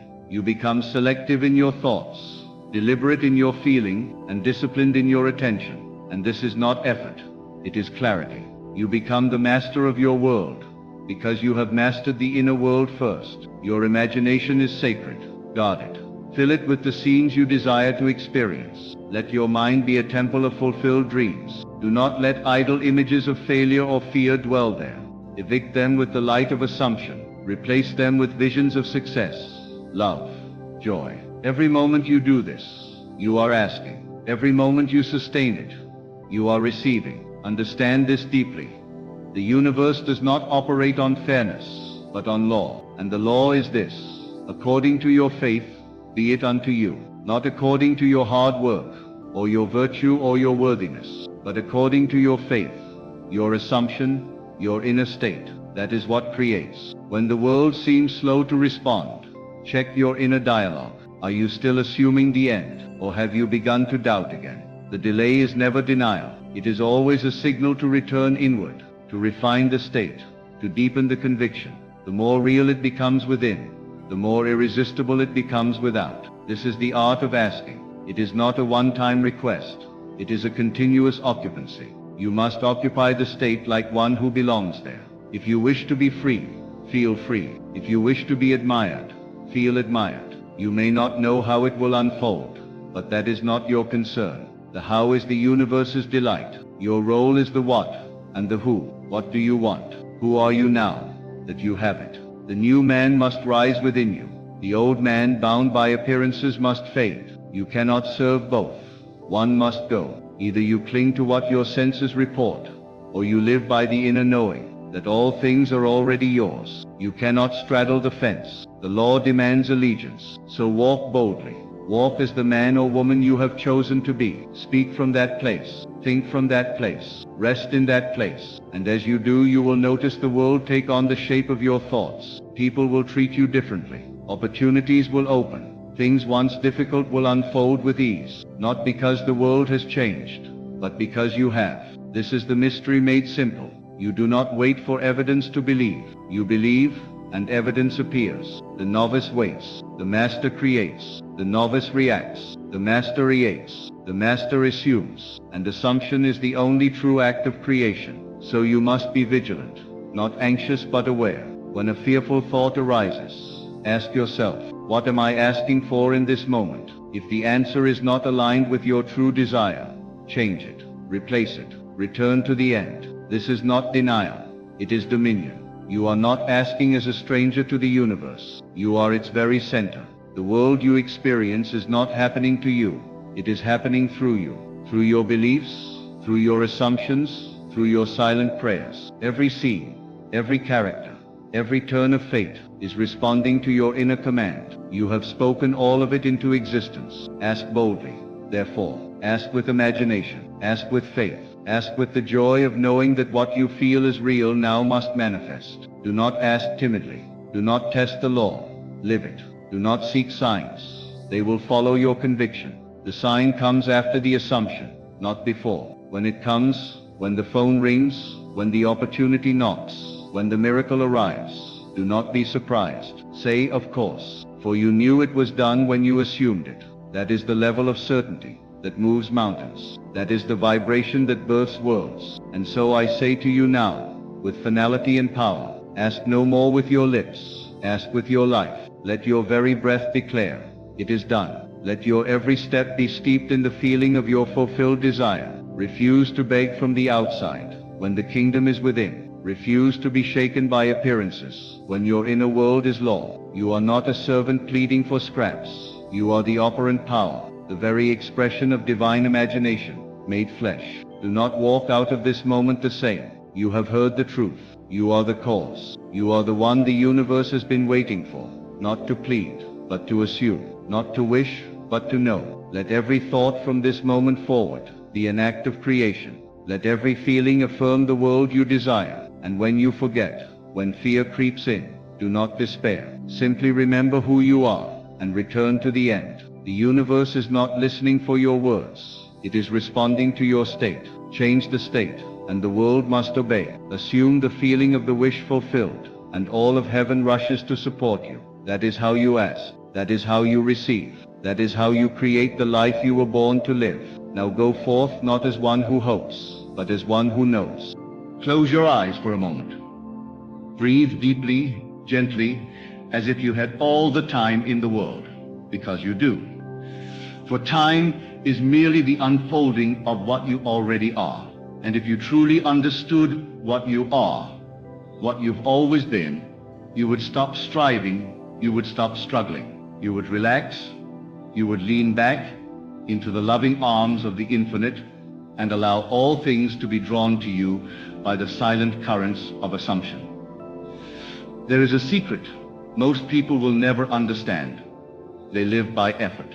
They believe that if they do not push, strive, fight, they will have nothing. They believe manifestation is a matter of force, of will, of grinding action. But this is not how creation occurs. It never has been. Everything you see, everything you touch, everything you desire was first imagined.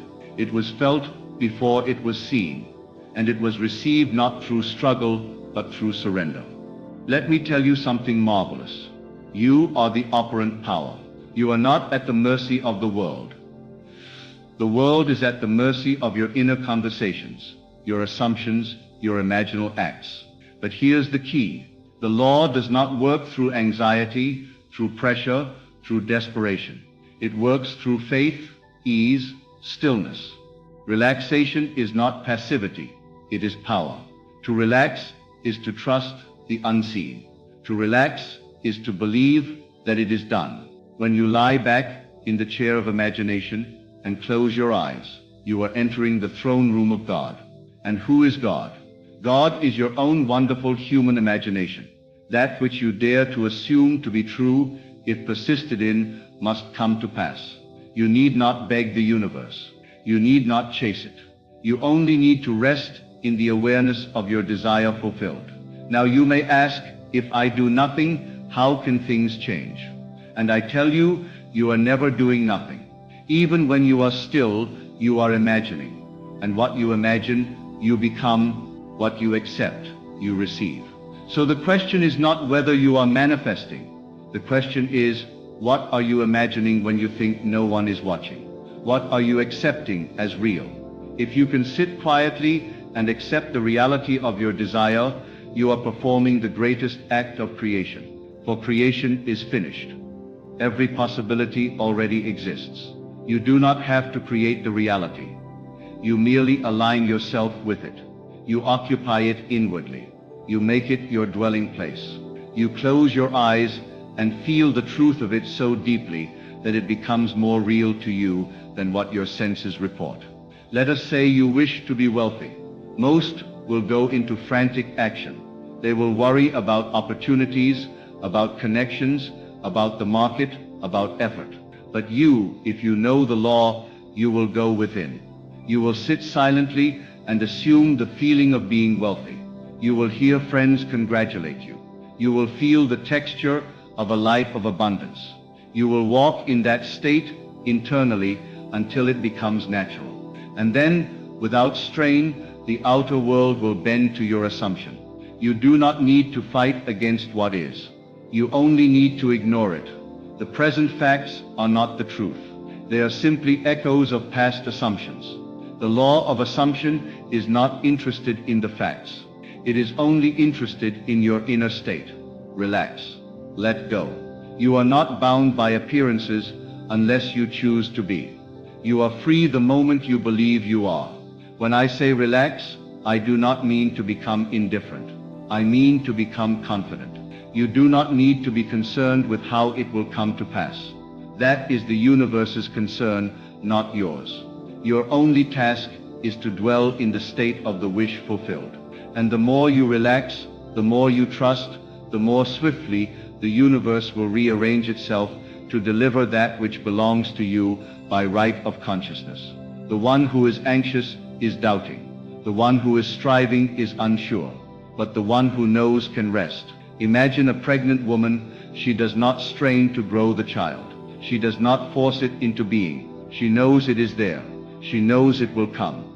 And so she lives her days in quiet confidence. That is the way of true manifestation. Imagination is the womb of the universe. Whatever you impregnate it with, it will bear. But if you plant a seed and then dig it up every day to check if it has grown, you are operating in fear. Relaxation is the evidence of faith.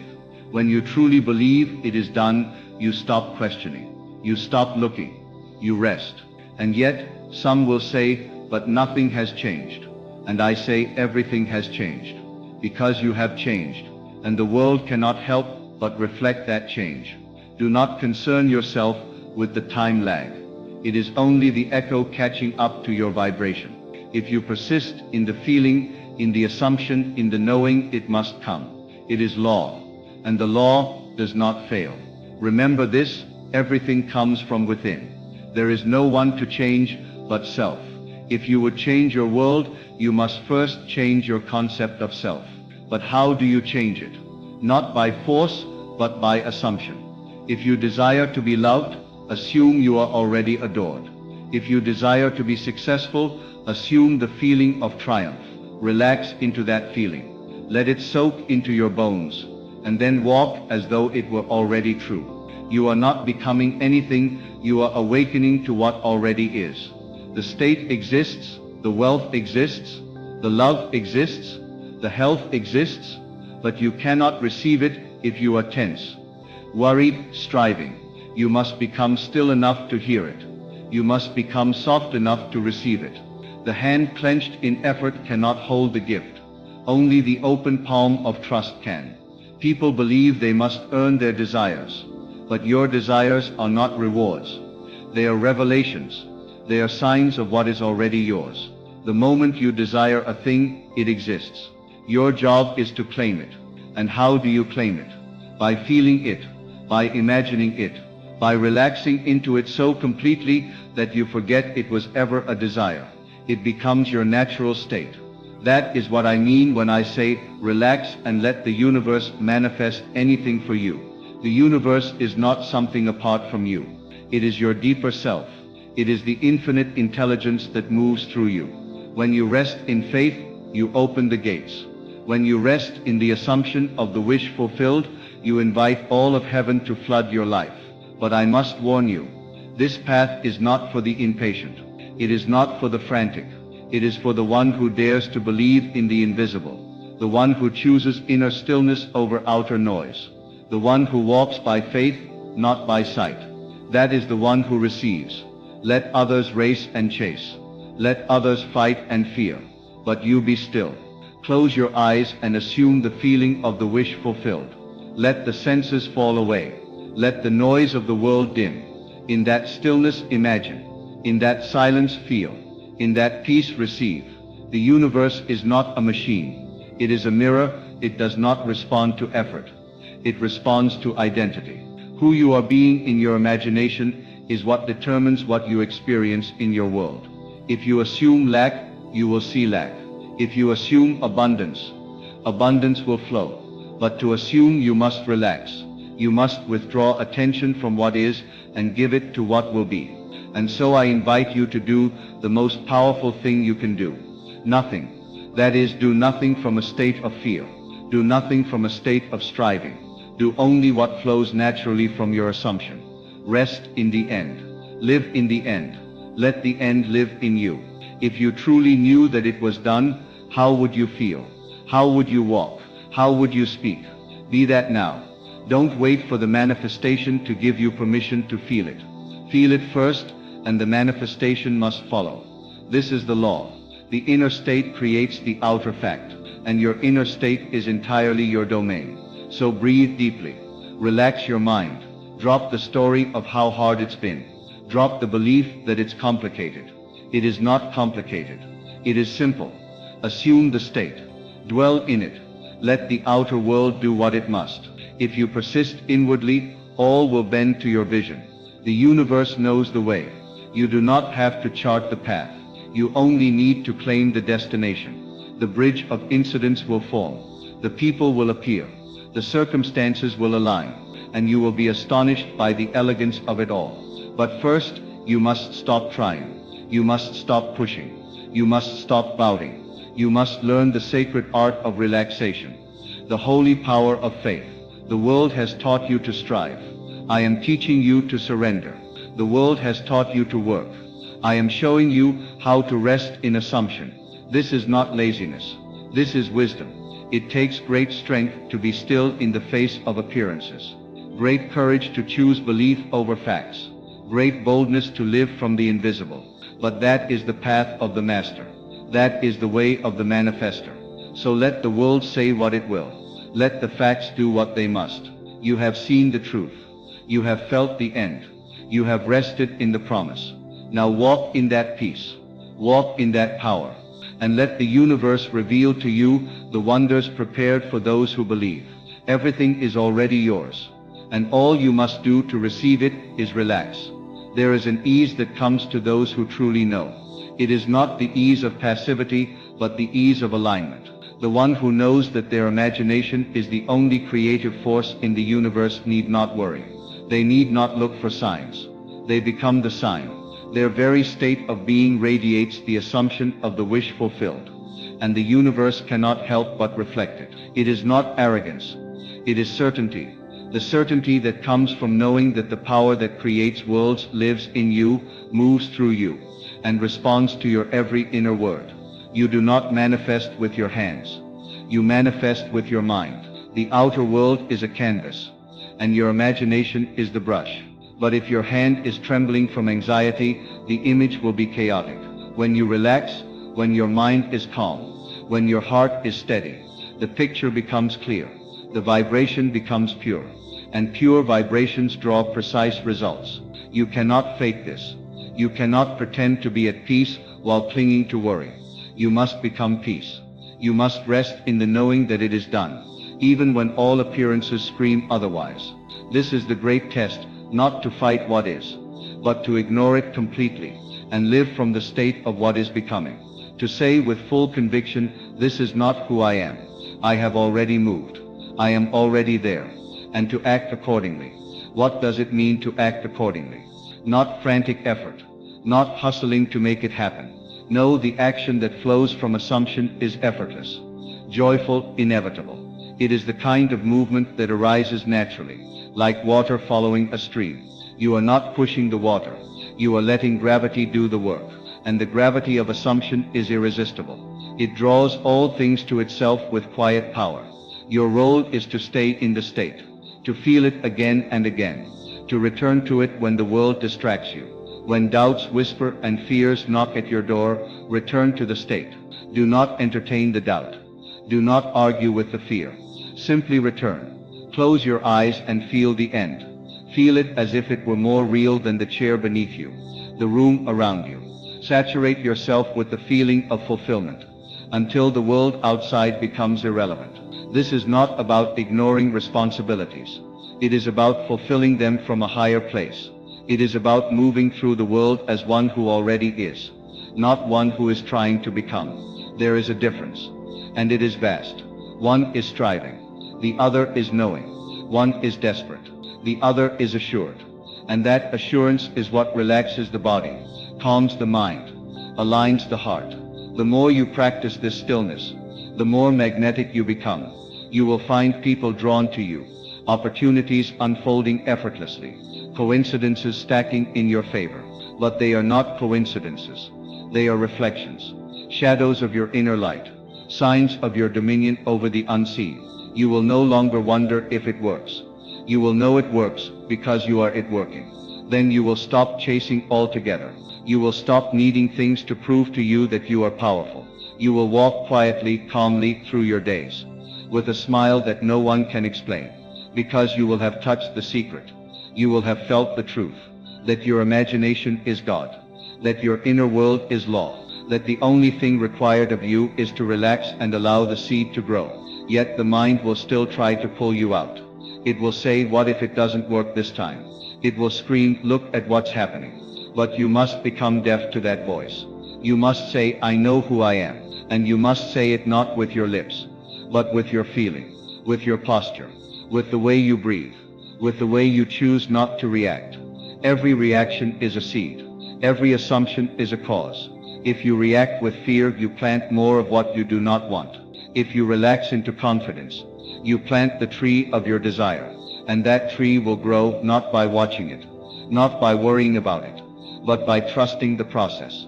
Look at nature. The flower does not strain to bloom. The sun does not beg to rise. The river does not argue with the rock. It flows. It yields. And in that yielding, it carves through mountains. You too can carve through any obstacle, not by force but by presence, by remaining so deeply in the end, that the obstacle dissolves in your knowing. There will come a day when you will look back and laugh at all the effort.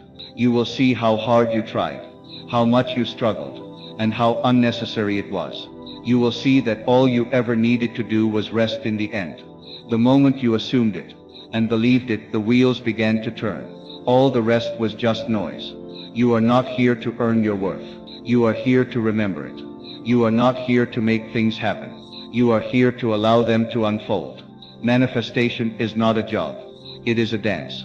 And the more relaxed you are, the more graceful you become. The more you let go of control, the more beauty enters your life, because beauty flows where tension does not exist. Grace enters where fear has left. So begin to trust your inner world more than your outer world. Begin to trust the silence more than the sound. Begin to trust the unseen more than the visible, because what you see is only the echo. The cause lives in you, and the cause is always now, not someday, not maybe, not if. Now. Do not wait for the money to feel secure. Feel secure and the money must come. Do not wait for the love to feel chosen. Feel chosen, and love will appear.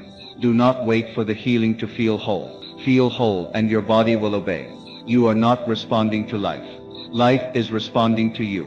But you must relax. You must give up the need to prove it, the urge to control it, the obsession to monitor it. You must enter the Sabbath, that holy stillness where desire and fulfillment are one, where the seed has been planted, and you no longer disturb the soil. You water it with faith. You shine upon it with assumption, and you let time do what it must. Even time is your servant. It bows to your belief. It bends around your assumption. If you assume that it will take years, it will. If you assume that it is already done, it is. There is no power outside of consciousness. And the moment you truly know this, your whole being softens. Your breath deepens. Your heart opens. You become receptive. And in that receptivity you become a channel for miracles. They are not miracles to the one who knows the law. They are simply natural effects of natural causes. But to the world they are astonishing. They will ask you, how did you do it? And you will smile. Because how does one explain the simplicity of faith to a world addicted to effort? How does one describe the power of stillness to a mind that worships struggle? You will not need to explain. Your life will speak. Your energy will transmit. Your presence will transform. And all of it began the moment you chose to relax. The moment you said it is done and believed it with your entire being. The moment you stopped reaching and started remembering. The moment you became who you truly are. And so the more you practice the stillness, the more natural it becomes.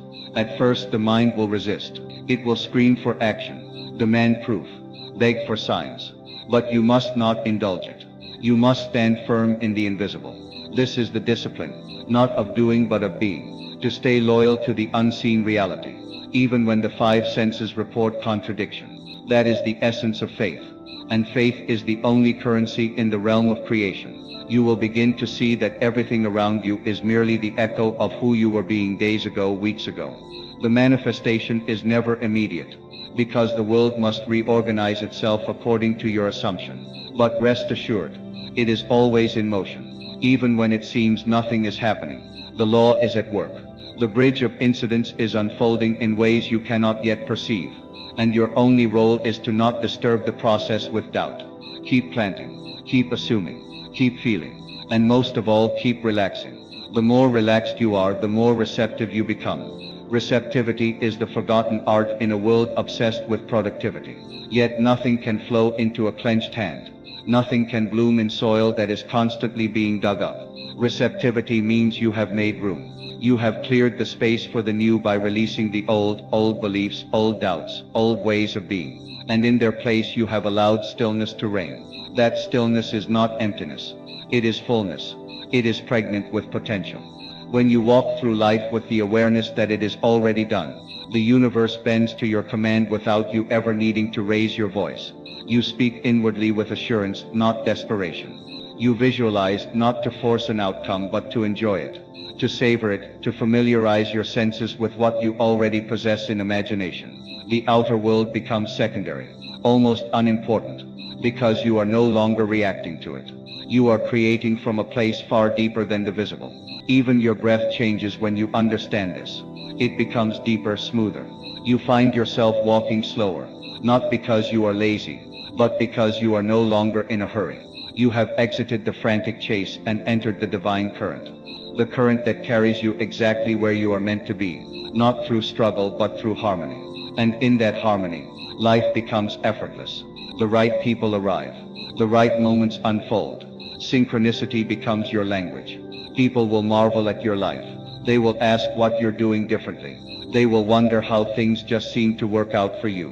And they will not believe you when you tell them, I relax. I feel, I assume, I trust. Because that is all you are doing. You are relaxing into your power instead of resisting it. You are cooperating with the universe instead of competing with it. You are flowing with the law instead of fighting against appearances. And that inner shift is everything. Eventually, your identity transforms. You stop seeing yourself as the one who wants, and you become the one who has. You no longer speak as a beggar but as a creator. Your inner conversations reflect your new self-image, and those inner conversations are what shape your life. You may say nothing out loud, but the universe always hears your assumptions. It always responds to who you are being. So the question becomes, who are you being now? Not what are you doing? Not what are you saying? Who are you being? Inwardly, quietly, when no one is watching. Are you being the one who already is, or the one who is still waiting? Your world will answer that question for you, because it cannot help but do so. It is law, yet the law is kind. It does not judge. It does not punish. It simply reflects. It says yes to whatever you most consistently assume. If you assume struggle, it gives you more struggle. If you assume joy, it gives you more struggle. If you assume joy, it gives you more joy. And this law operates with or without your awareness. But when you become aware of it, and align yourself with it, everything changes. You realize that the only work you ever needed to do was inner work. That the only effort worth making was to change your inner conversation. That all outer actions are the shadows of the inner man. The real cause of change is always within. And so you return, again and again, to that place of stillness. You withdraw attention from the world and place it where it belongs, in imagination. You no longer worry about what others think. You no longer ask for opinions or seek validation. You know, and in knowing you become unshakable, because reality is now an inside-out process. You start with the feeling, and the facts follow. And if the facts delay, you do not panic. You simply persist, because you understand that the seed has been planted, and the harvest is inevitable. This inner stillness becomes your sanctuary, your secret place, the sacred space where all things are born. You find yourself longing for it, not because you want to escape the world but because you want to shape it. And you know you can only shape it from within. So you go there often, you imagine often, you rest often. And from that rest, a new world begins to emerge. A world that mirrors your calm, your confidence, your joy. No longer do you need to make things happen. You let them happen. You allow the right ideas to come to you. You allow the right connections to flow. You allow the body to heal. You allow money to arrive. Because you are no longer in resistance. You have ceased the inner argument. and in its place you have planted the word yes. Yes I am. Yes I have. Yes it is done. This yes becomes your prayer. It is not loud. It is not dramatic. It is quiet and certain. It carries the weight of knowing. And that knowing is enough. You do not need evidence. You do not need confirmation. You carry the end result in your heart as though it were a memory. You revisit it often, not because you doubt it, but because it brings you peace. And then life begins to surprise you. Doors open where there were none. Solutions arise without effort. You find yourself in the right place at the right time more often than not. And you realize it's not luck, it's alignment. You are finally in harmony with the frequency of your desire. And that frequency is peace. That frequency is rest. That frequency is trust. So I leave you with this. The greatest secret is not in striving, but in surrender. Not in doing more, but in believing more. Relax. Not because you are giving up, but because you know. Relax. Because the power that breathes the stars lives in you. And it does not need your worry, only your faith. The universe is not withholding anything from you. It is waiting for you to assume it is already yours. When you rest in the end, when you feel the fulfillment now, the world must reorganize itself to reflect your state. This is the law. This is the promise. And it has never failed anyone who dared to believe. So be still, be bold, and above all, be the one who knows it is done. My dear friends, I want to share with you a truth so profound, yet so simple, that it has escaped the notice of the busy and striving world. And that truth is this: relaxation is the key to the fulfillment of every desire. It is not through struggle or effort or worry that you manifest what you seek.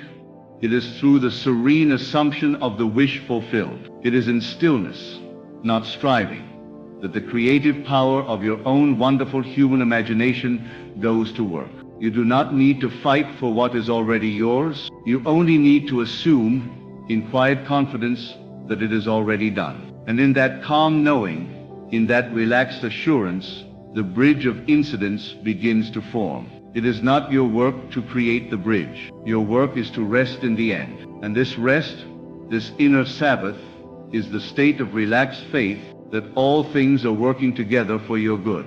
Now I ask you, what is your desire? Is it love? Is it wealth? Is it recognition? Is it health? Whatever it is, I say to you, it is already yours, if you will dare to assume that it is so. But this assumption must not be tense. You must not clutch at your desire as though it were outside of you, distant and difficult to grasp. No, my friends, you must relax into it as though you were slipping into a warm bath.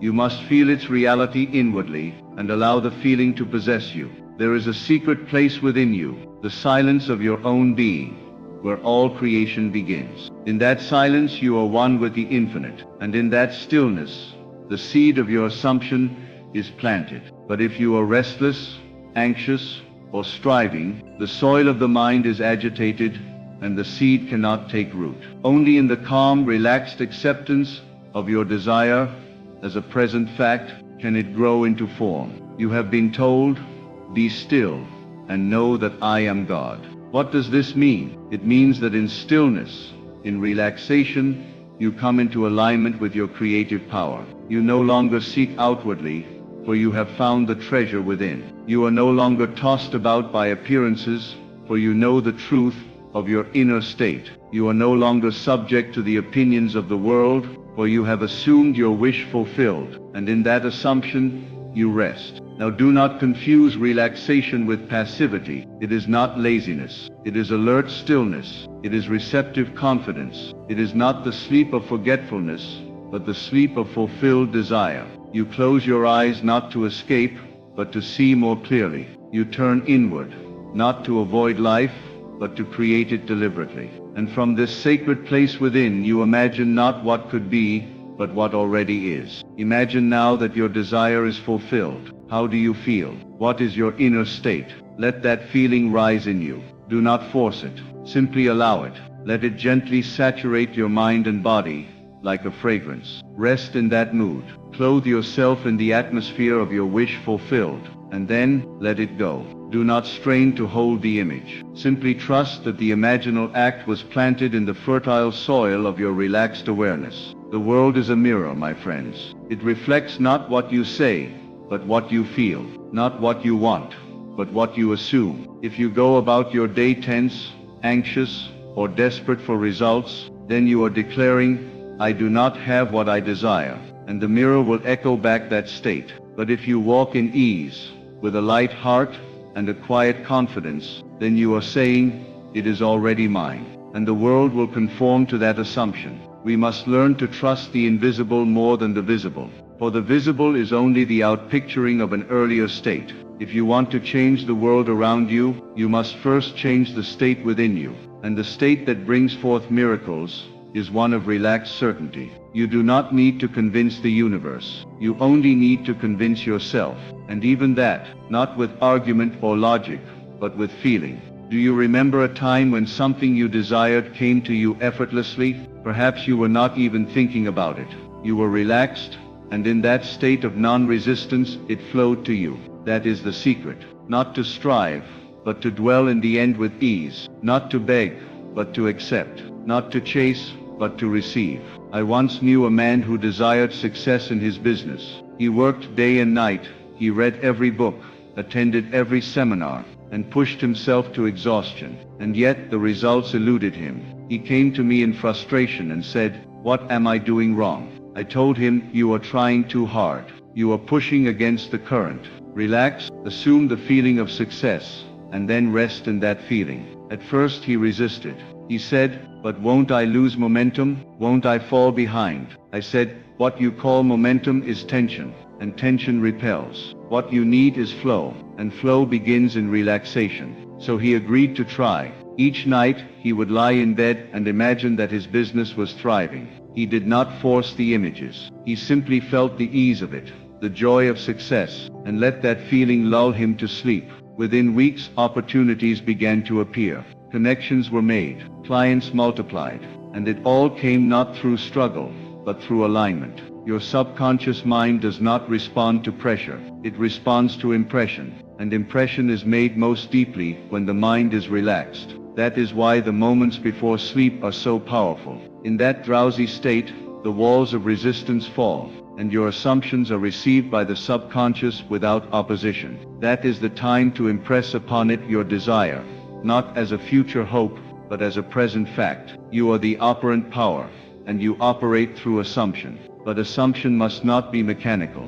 It must be felt, and feeling can only be genuine when you are relaxed. If you pretend to believe, but inwardly doubt, the doubt will be impressed. But if you rest in the feeling of the wish fulfilled, even for a few moments, it is enough to set the creative process in motion. Do not underestimate the power of ease, for it is ease that draws things to you. When you are tense, you create separation. When you are relaxed, you become magnetic. Think of the rose. It does not strain to attract the bee. It simply blooms in quiet beauty, and the bee comes. So too with your desires. Bloom in the feeling of fulfillment, and all things necessary for its realization will come to you. You may say, "But how can I relax when my outer world is so chaotic?"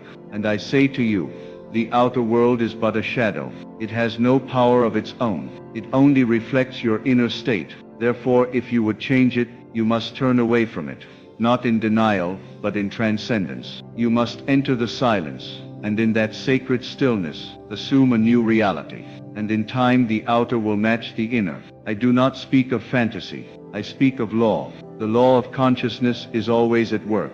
You are always assuming something. You are always impressing the subconscious with some state. The question is not, am I manifesting? But what am I manifesting? And the answer is found in your feeling. What you feel habitually you become. Therefore, if you desire a new life, begin now. Not by effort but by rest. Enter the imaginal scene of your fulfilled desire. Feel its reality. Let it be vivid and alive within you. And then relax. Trust. Know that it is done. Walk through the world with quiet joy, knowing that your assumption is creating your reality.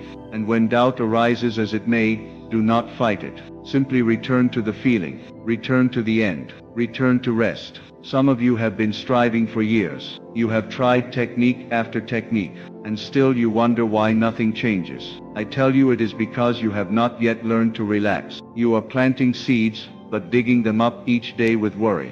You are affirming your desire, but feeling the lack of it. You must reverse this. You must feel the fulfillment, and then release all concern. You must trust the unseen more than the seen, and you must do it in peace. If I could leave you with one instruction, it would be this. Relax into the feeling of the wish fulfilled. Make this your daily practice. Morning and night, enter the state of fulfilled desire, not with tension but with joy, not with effort but with ease. Feel it as though it were already true, and then live from that state, quietly, confidently, lovingly. You will find that the world begins to change, not by your manipulation, but by divine orchestration. Events will align, people will appear, opportunities will unfold, and you will look back and wonder how it all happened so effortlessly. And you will remember this: it happened because you relaxed. You let go of the need to make it happen, and you allowed it to happen. This is the secret I give to you.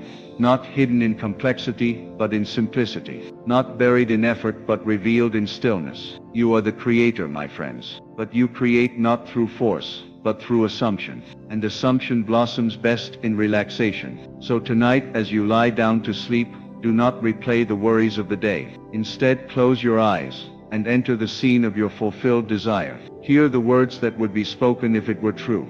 Feel the embrace, the joy, the celebration. Let that feeling cradle you into slumber, and know that in that moment you have sown the seed, and in due season the harvest will come. Relax and you will manifest anything you desire, for the power is within you, waiting only for your ease, your trust, your quiet knowing.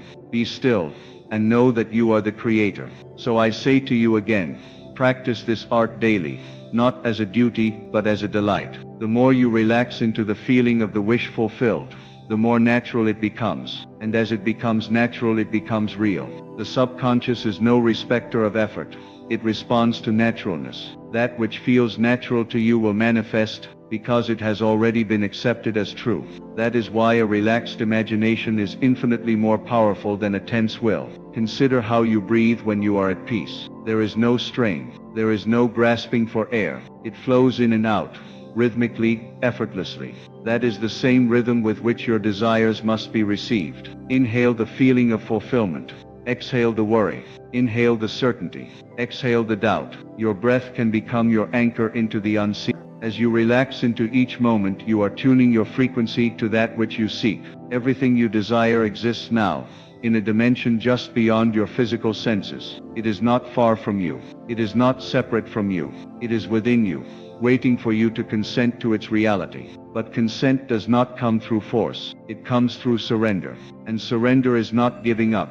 Surrender is giving in to the truth that what you want is already yours in imagination. The paradox of manifestation is that you must desire with intensity, yet hold that desire with gentleness. You must want it, but you must not need it. You must choose it, but not chase it. You must dwell in it, but not obsess over it. And this fine balance is achieved only through the art of relaxed imagination. The one who assumes quietly is the one who receives loudly. The one who dwells silently in the feeling is the one who soon walks loudly in the results. You must understand, the moment you imagine your desire as fulfilled and truly feel it, it is done. The rest is not your concern. Do not ask how it will happen. The how is not your domain. The bridge of incidents will unfold in ways you could never predict. Your task is to remain faithful to the feeling. Your task is to stay in the state. And the easiest way to stay in the state is to live a relaxed life, a life of trust, a life of knowing that unseen things are more real than the seen,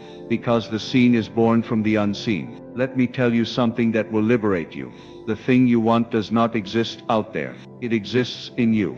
It is a pattern of consciousness, waiting to be activated. The moment you imagine it with belief, it begins to express itself through you. It is not that the world brings it to you, it is that your world molds itself around your state of being. And when you are relaxed, you are letting the clay take shape around your assumption. Do you not remember in the scriptures, it is said that God finished all his works and then rested? That rest was not idleness. It was faith in the completion of what was already done. You too must finish your inner work and then rest. Not the rest of doubt, but the rest of conviction. When you feel that inner peace, that quiet assurance, you have touched the creative state. And from that point forward, it is done unto you as you have believed. Too many of us confuse effort with progress. We are conditioned to struggle. We are told that if we are not constantly pushing, we are losing ground. But I tell you, true manifestation is not a matter of pushing. It is a matter of flowing. When you push, you are declaring that what you want is outside of you.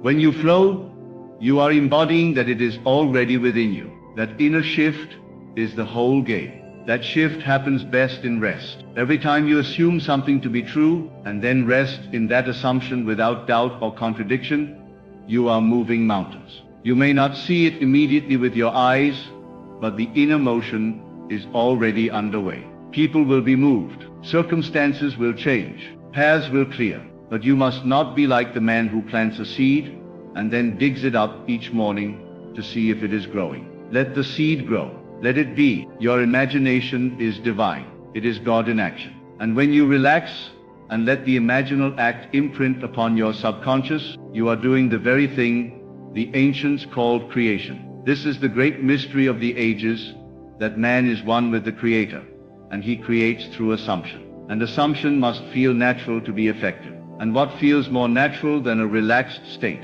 If I could get this one idea into your heart, it would transform your life. You do not have to try so hard. Your trying is often the very thing delaying the manifestation. It is born from the belief that you are separate from your desire, but you are not. You are one with it, and your union with it is made visible through feeling. And feeling flows best through relaxation. So if you find yourself doubting, tense, or worried, do not try to fight the doubt. That only strengthens it.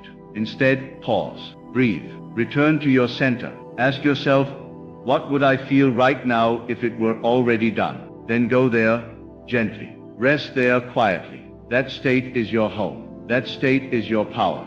That state is the magnet through which all things are drawn. When you are relaxed, you are not distracted. You are present. And presence is power. In the present moment, there is no fear, no lack, no future to worry about. There is only the now, and the now is the gateway to all manifestation. When you are truly relaxed, you are living as though your desire were already realized. You are embodying the end, and from that embodiment, the world reshapes itself.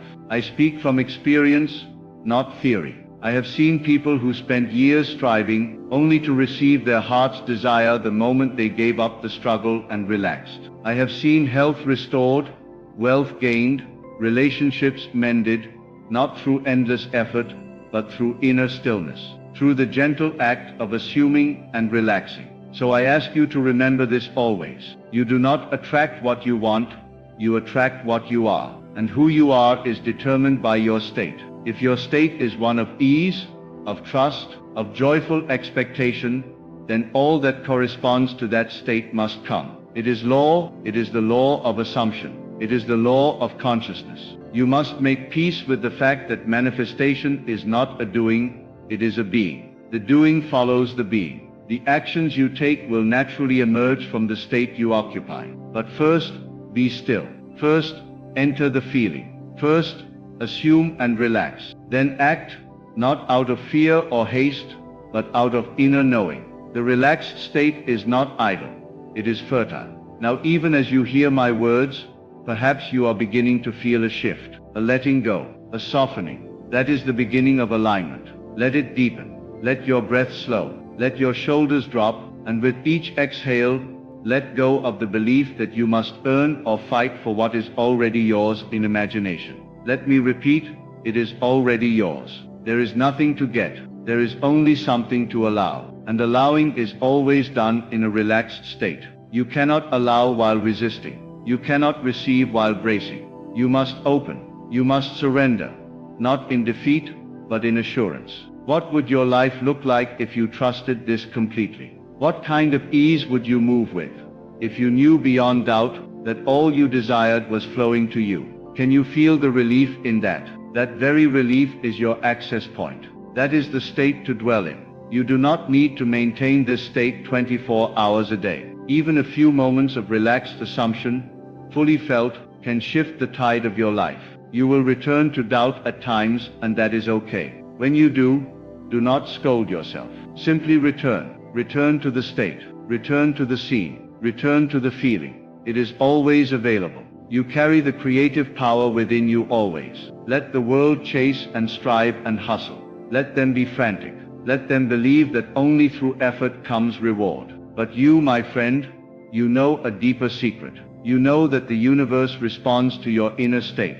You know that what you dwell upon with feeling becomes your reality. And you know that the highest form of alignment is relaxation. So go now into the world.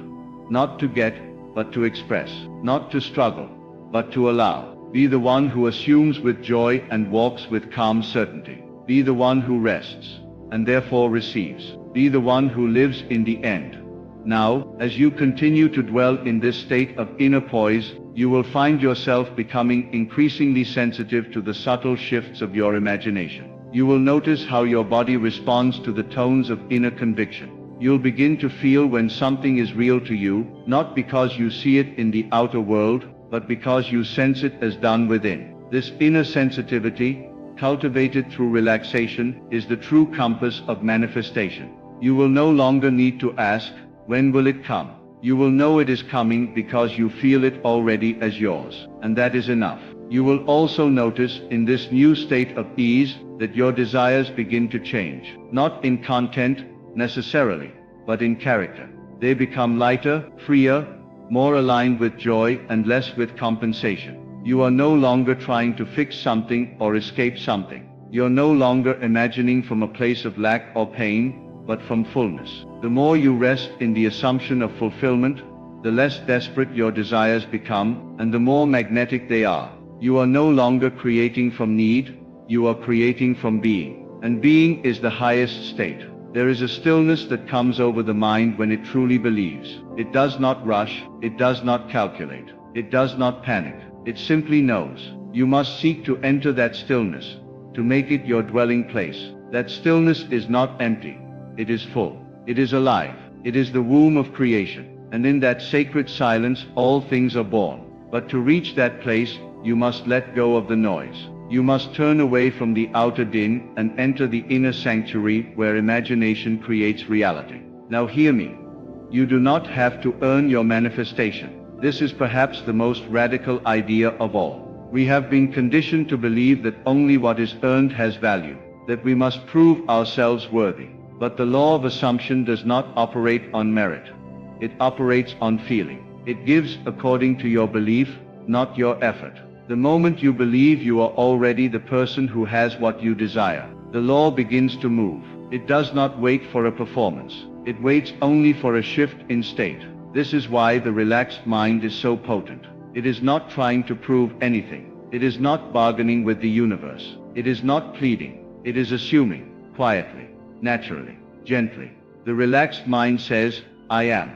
And the universe echoes back, you are. That is the secret to all transformation, a change in self-conception. And self-conception is best changed not through struggle, but through soft repetition in stillness. Think of the potter and the clay. If the clay is too dry, it cracks. If the potter rushes, the form collapses. It is through gentle, deliberate shaping that the vision becomes form. Your mind is that clay. Your assumptions are the potter's hands, and your relaxed state is the moisture that keeps the clay supple and ready to mold. Tension dries it out. Worry breaks it apart.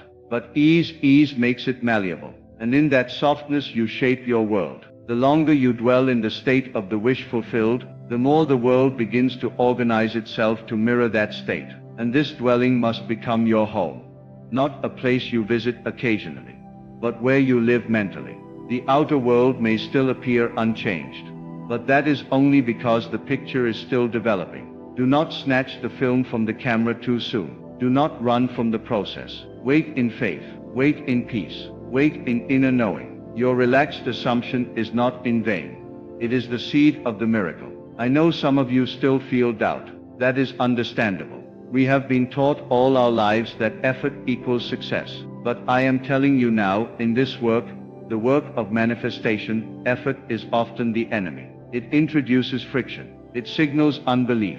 The more you try to force it, the more you declare, by your trying, that you do not believe it is already so. But when you relax, truly relax, you enter into the Sabbath. And in the Sabbath, creation is finished. This is not philosophy. This is not theory.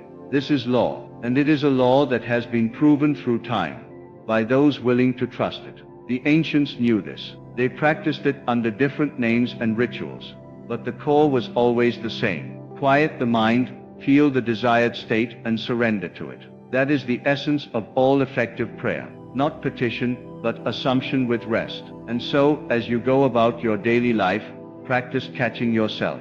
Notice when you tense, when you rush, when you strive. Then pause, breathe, smile, even, and return not to worry, but to the end. Return to that calm center within, where your desire already exists. Ask yourself, how would I move through this moment if I already had what I want? And then move that way, not with pretense, but with ease, with grace, with stillness. You will find, as this becomes your habit, that people respond to you differently. Opportunities appear where once there were none. Ideas drop into your mind fully formed. You begin to feel carried by life, instead of pushing against it. This is what it means to live by assumption, and not by appearances. You are no longer reacting to the world. You are creating it quietly, calmly, consciously. Let no one tell you that this is fantasy. Let no one mock the power of imagination. For the world you see was once imagined by someone. Every structure, every invention, every movement of human history began in a mind. And it was not the mind in frenzy that created. It was the mind in vision. The mind that relaxed into an idea and allowed it to grow. You are no different. You are a creative being, and your world is your canvas. The brush is your assumption. The paint is your feeling. And the canvas responds best to the calm, steady hand. So do not wait for permission. Do not wait for evidence. Begin now. Relax. Imagine. Assume. Rest. These are not passive acts. They are the most powerful movements of consciousness. And when practiced daily, they will reshape your reality in ways so subtle, so profound. You will think it was magic. But it is not magic. It is law. It is principle. It is you, operating as you were meant to. Relaxed, receptive, radiant. And so I leave you with this undeniable truth. Relaxation is not weakness. It is mastery. It is the mark of one who knows the creative power within and no longer begs the world for crumbs of validation. The one who relaxes has assumed the throne. They are no longer at the mercy of circumstance, but are now the cause behind the curtain, the silent architect of their unfolding life. You do not need to hustle to be worthy. You do not need to strive to be seen. You only need to assume the state of the wish fulfilled and rest in it with unwavering faith. When you do this, you align with the rhythm of creation itself, effortless, elegant, inevitable. So the next time you are tempted to force, remember nothing forced lasts. But what is imagined with love, assumed with certainty, and held in quiet relaxation, that is eternal. That is divine. That is yours. Relax, and you will manifest anything you desire. There comes a time in your journey when the struggle must cease, when the labor of the hands gives way to the effortless flow of divine provision. You have to understand, chosen one, that the moment you recognize your divine inheritance, the need to toil vanishes. The world has conditioned you to believe in hardship, in endless effort, in chasing after opportunities that seem just beyond your grasp. But God has spoken. He has declared that you are not to look for work, for it is now His duty to sustain you. You are not of this world, though you walk in it. The rules that govern the masses do not apply to you. Others may strive, others may push, but you are to rest in the knowing that all is already done. The riches, the abundance, the prosperity, they have been yours from the foundation of time. Do you think the birds of the air labor for their next meal? Do you think the lilies of the field weave their garments? And yet not one of them lacks. How much more, then, shall you be provided for, you who are called and chosen? Faith is not hoping, faith is knowing.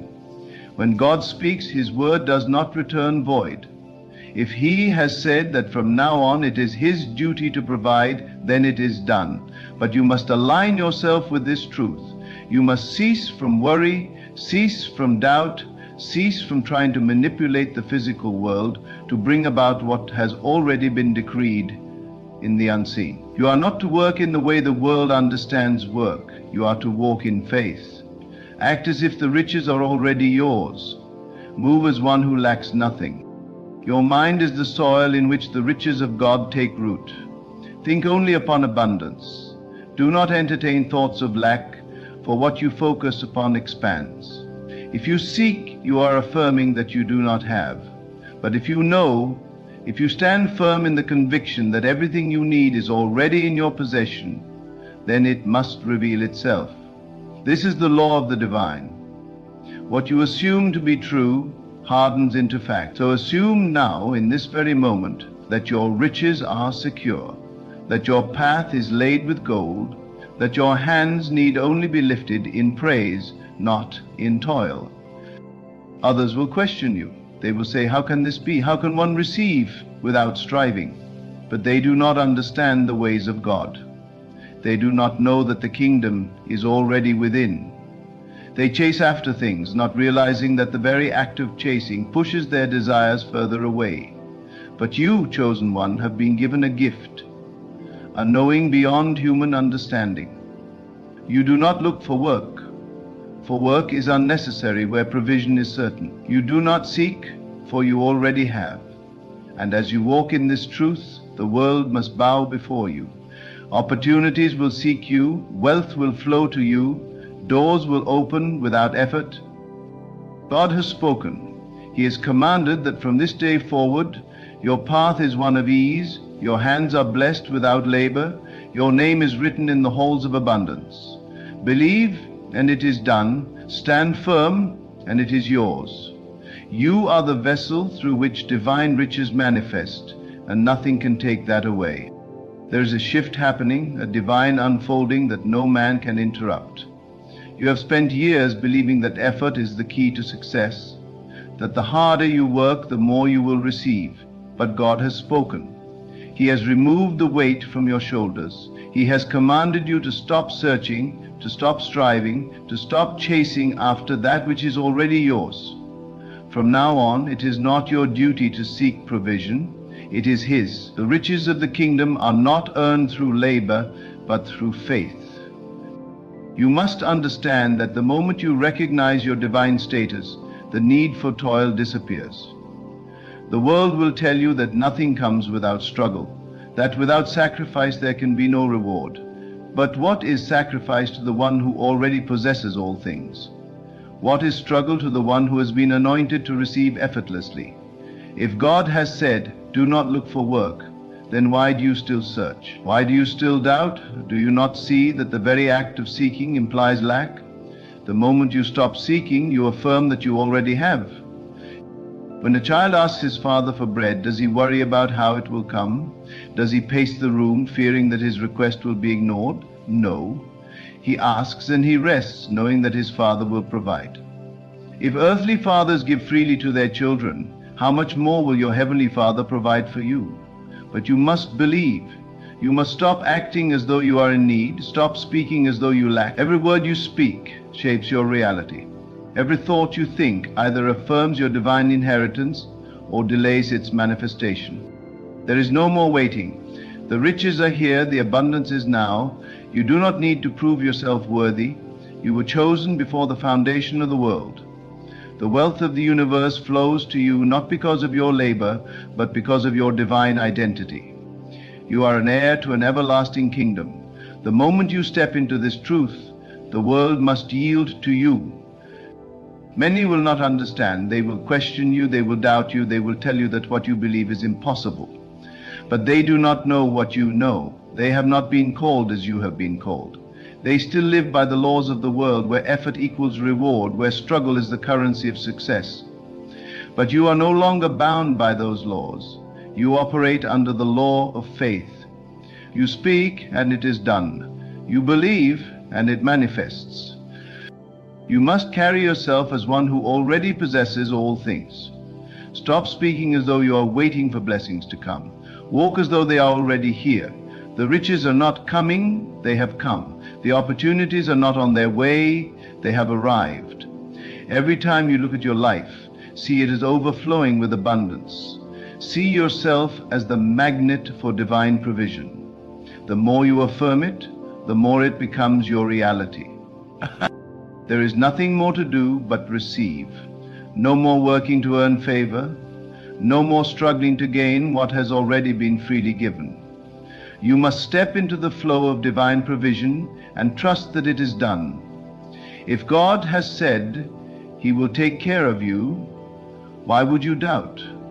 To doubt is to deny His word. To fear is to reject His promise. Imagine the ocean refusing to meet the shore. Imagine the sun refusing to shine. It is impossible, for they were created to fulfill their purpose. So too were you created to receive divine provision without struggle. Just as the river flows without force, just as the stars shine without effort, so too must your wealth come to you effortlessly. The only thing that can block it is your own doubt. Do you see now? Do you understand why you must no longer look for work, why you must no longer seek what is already yours? When a king walks through his palace, does he search for his throne? Does he wonder where his riches are? No. He knows they are his. He does not question, he does not chase, he does not strive. He simply exists in the knowing that all belongs to him. You are that king, you are that ruler, and the riches you seek are already in your possession. Everything in this world is a reflection of your inner state. If you believe you must struggle, then struggle will appear before you. If you believe you must chase, then what you desire will always stay just beyond your reach. But the moment you know, truly know, that it is already done, the moment you stop seeking and start receiving, everything will shift. The opportunities will flow, the wealth will multiply, the doors will open without you even knocking. This is not fantasy, this is divine law. God's word does not return void. When He says He will provide, He does not mean tomorrow or next week or someday in the future. He means now. But do you believe it? Do you trust it enough to stop searching? Or do you still think you must earn His favor? Let go of the belief that anything is missing. Let go of the belief that you must work for what has already been given. You are not of this world. You are not subject to its limitations. You are the chosen one, and what you decree must come to pass. Look around you now. See beyond what your eyes perceive. See with the vision of faith. See your life already transformed, your hands already filled with abundance, your path already lined with gold. Feel it as though it were real, because it is real. Your faith is the substance of things hoped for, the evidence of things not yet seen, and the moment you claim it in your mind, it must appear in your life. You are no longer a servant toiling under the weight of worldly burdens. You are a child of the Most High, destined for wealth, called to abundance. You must begin to live as if the promise is already fulfilled. Speak as one who has already received. Think as one who already possesses. Act as one who lacks nothing. This is how you step into the divine flow. Everything you need will come to you at the appointed time, but you must not chase it. Chasing affirms that it is not yet yours. Seeking affirms that you are still in lack. But when you rest in the knowing, when you trust fully in the promise, everything aligns. The wealth, the opportunities, the connections, the divine favor, they will all come to you, drawn by your unwavering faith. You were not created to struggle. You were not chosen to live in lack. You were called to be a light, a vessel of divine abundance, a reflection of God's unlimited provision. From this moment forward, you must never again look for work, never again search for what is already within you. Stand firm, trust completely, walk boldly in the knowledge that God has taken over, that it is His duty now, and that your only role is to receive. The riches of the kingdom are yours. The abundance of heaven is in your hands. The struggle is over. The waiting is over. It is done. Now live as though you know it. There is a sacred rest that comes when you finally understand who you are. The world has taught you to strive, to labor, to run after success as if it were something outside of you, something distant, something to be earned. But God has removed that burden from you. He has spoken a truth that cancels all fear, all striving, all uncertainty. You no longer need to look for work, for the work has already been done. You no longer need to search for wealth, for it has already been given. You no longer need to wonder where your provision will come from, because it is already here. The riches of the kingdom are not coming, they have come. Everything you see, everything you desire, everything you have prayed for is not separate from you. It has never been separate. The only thing that created distance between you and your blessing was the belief that you had to chase it.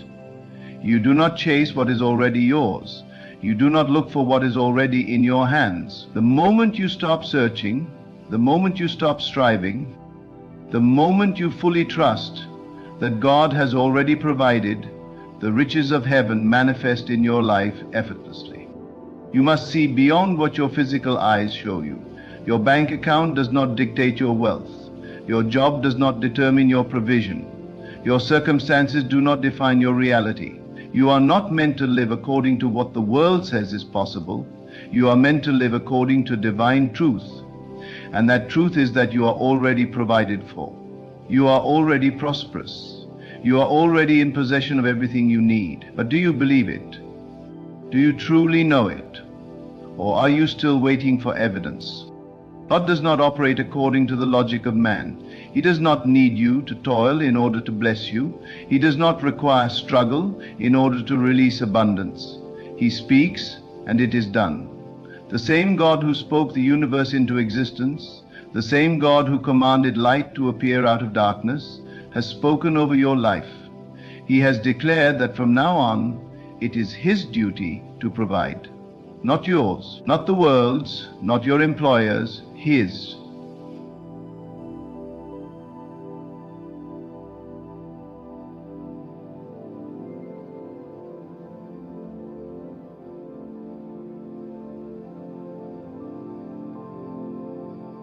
The lack ceases to exist. You must let go of the habit of worrying, let go of the tendency to calculate and control. You are not called to live by effort, you are called to live by faith.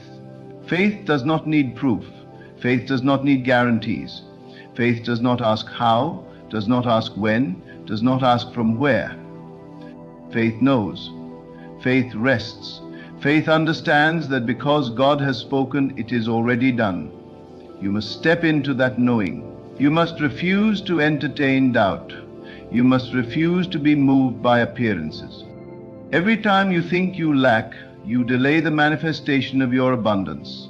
Every time you search for opportunities, you declare that they are not already yours. But when you stand in unwavering faith, when you act as one who already possesses everything, when you refuse to be shaken by what your eyes see, the riches flow effortlessly. This is divine law. This is the truth that has been hidden from the world but revealed to you. You are not here to work for money. Money is here to work for you. You are not here to struggle for opportunities. Opportunities are drawn to you. You are not here to beg for provision. Provision follows you wherever you go. You have entered a new season, a new way of being, a new understanding of who you are and what belongs to you. You must walk in this truth every single day. You must wake up knowing that the resources of heaven are already arranged on your behalf. You must move through life with the assurance that what is yours cannot be taken, cannot be delayed, cannot be withheld. There are those who will not understand this. They will continue to live by the rules of the world, believing that only through struggle can one succeed. They will laugh at the idea that you no longer need to look for work. They will doubt when you say that God has taken over your provision. But you do not need their approval. You do not need them to believe. You do not need to prove anything to anyone. The results will speak for themselves. The abundance that flows into your life will be undeniable. The blessings that chase you down will be impossible to ignore. Those who once questioned you will one day ask how you did it, and you will tell them, I did not do it. God did. Everything is already in motion. The blessings are already assigned to you. The doors are already opened. You do not need to push them. You do not need to force anything. Simply align yourself with the truth that God is your source. Do not entertain thoughts of struggle. Do not allow yourself to speak words of lack. Do not let the opinions of others shake your confidence. You are not dependent on the economy. You are not dependent on circumstances. You are not dependent on any human system. You are dependent only on divine provision, and divine provision never fails. There is no more waiting, no more questioning, no more asking when it will happen. It is already happening. The moment you accept it fully, the moment you let go of every doubt, the moment you step into complete trust, the flow begins. The resources, the wealth, the opportunities, the connections, the divine favor, it all moves toward you at once. There is no limit to what you can receive. There is no restriction on how much can be poured into your life. The only limit is your faith. Do not think small. Do not ask for just enough. Do not settle for less than what God has ordained for you. You were chosen for abundance, chosen for greatness, chosen to walk in a level of wealth and success that the world cannot explain. When you speak, things must shift. When you declare, heaven must respond. When you believe, the impossible becomes reality. This is your inheritance. This is your divine birthright. You are standing at the threshold of unlimited wealth. You have the key, the door is open, but only you can walk through. Only you can claim it. Only you can decide that from this moment forward, you will never again doubt, never again strive, never again question whether you are worthy. You are worthy. You always have been. The riches have always been yours. The favor has always been upon you. The provision has always been guaranteed. The only thing left for you to do is receive. Breathe in the truth that you are already taken care of. Breathe out every fear, every worry, every thought that tells you otherwise. Hold firm to the knowing that God does not make promises He does not keep. Stand boldly in the certainty that what He has spoken over your life cannot be undone. The moment you fully accept this, everything changes. The world will look at you and wonder how you move so effortlessly into prosperity. They will not understand, because they still believe in effort, still believe in struggle, still believe in limitation. But you will know the truth. You will know that it was never about effort, never about labor, never about proving yourself. It was always about believing. This is your moment. This is your calling. This is the shift that transforms everything. From this day forward, you no longer seek, you no longer chase, you no longer question. You rest in the knowing, you walk in the assurance, you live in the manifestation. God has spoken and His word is final. The riches of heaven are yours. The blessings of abundance are upon you. The struggle is over. It is done. You have stepped into a reality where effort is no longer your concern. The weight of labor has been lifted from your shoulders. It is no longer your job to find a way, to make ends meet, to struggle for survival. That is the way of the world, but you are no longer of the world. You are chosen, set apart, governed by divine law, and in divine law there is no such thing as lack. Everything around you responds to the consciousness you hold. If you hold the consciousness of struggle, then struggle will find you. If you hold the consciousness of lack, then lack will appear. But when you hold the consciousness of abundance, when you accept fully that your provision is not of this world but of God, then there is no effort required. The riches flow not because you chase them, but because you allow them. The opportunities come not because you search for them, but because you expect them. The doors open not because you knock, but because they were never closed to begin with. There are laws at work in your life that the world does not understand. The world teaches that success comes through long hours, through relentless pursuit, through stress and sacrifice. But you have been removed from that system. You have been given a new assignment, a new way of living, a new awareness of who you are and what belongs to you. The wealth that is yours does not require toil. It does not require worry. It does not require permission. It simply is. And all that is required of you is to align with it. Think not in terms of effort, but in terms of reception. You are not the one doing the work. God is. You are not the one striving. God is moving on your behalf. When you understand this, you stop feeling the need to push, to force, to fight. You step back, and in that stillness, everything begins to unfold. The moments of greatest manifestation are the moments of greatest trust. The instant you release control, the instant you stop worrying about how it will happen, is the moment it begins to happen. Look around you. The trees do not labor to grow. The rivers do not struggle to flow. The stars do not worry about shining. They simply are. And just as creation functions effortlessly, so too must you. You were never meant to live in a state of uncertainty, wondering where your next provision would come from. You were never meant to wake up in anxiety, fearing whether you will have enough. You were meant to dwell in the certainty of divine supply. Everything you need is already arranged.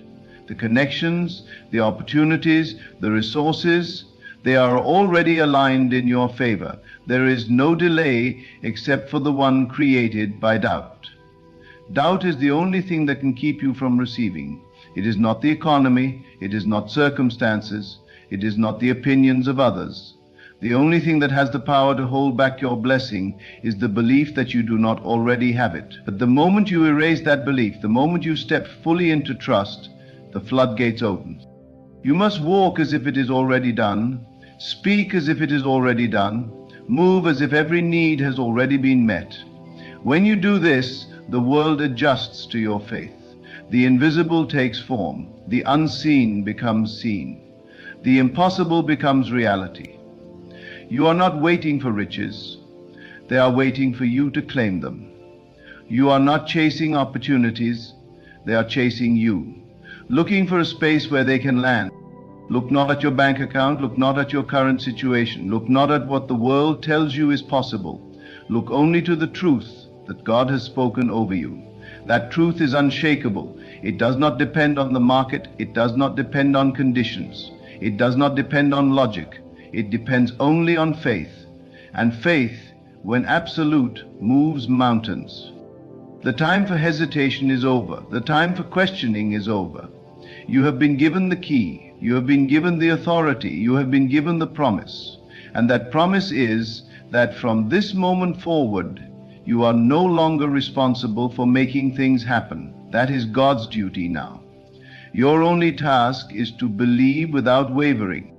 Do not look to others for validation. They will not understand this path because they have not been chosen for it. They will see you resting while they are striving, and they will question. They will see you prospering without effort, and they will doubt. They will see you receiving without labor, and they will assume it is luck. But it is not luck. It is law. The law of divine provision, the law that states that when God speaks, nothing can stand against it. You are beyond human limitations. You are beyond the struggles of this world. You have been lifted into a dimension where things flow effortlessly, where every step is guided, where every need is met before it even arises. You do not need to calculate, do not need to strategize, do not need to work things out. The details have already been arranged. The solutions have already been provided. The riches have already been released. If you could see what has been prepared for you, you would never doubt again. If you could see how the doors are already opened, how the connections are already forming, how the blessings are already on their way, you would never entertain another moment of worry. But even though you cannot see it yet, you must believe it as if you can. That is faith. That is the key. That is the bridge between what is unseen and what is made manifest. The world will try to pull you back. It will try to convince you that you must work for what is already yours. It will try to tell you that you must prove yourself before you can receive. But do not listen. Do not lower yourself to the ways of those who have not been chosen. You are different. You are set apart. You are called to live by a higher law. Speak nothing but abundance. Think nothing but prosperity. Walk in the assurance that you are already taken care of. From now on, everything flows to you effortlessly. The wealth, the opportunities, the blessings, they are drawn to you, seeking you, finding you wherever you go. You do not have to force it. You do not have to earn it. You simply have to receive it. There is no more fear, no more doubt, no more questioning. It is done. It has been spoken. It cannot be reversed. God has declared that you will never again have to search, never again have to strive, never again have to wonder how things will work out. It is His duty now. And God never fails. You must now begin to live as one who has already received. The waiting is over. The struggle is over. The very moment you accept this truth, the shift begins. Not tomorrow, not next week, but now. It is only in the now that God moves, and it is only in the now that you must align yourself with His provision. Do not ask, when will it come? That is the language of one who doubts. Instead, declare, it is already here. Walk with the posture of one who lacks nothing. Let your spirit resonate with the certainty that all is unfolding exactly as it should. Every breath you take should be a breath of gratitude, not because you hope to receive, but because you know you already have. If you knew beyond any shadow of a doubt that wealth was flowing to you effortlessly, how would you behave?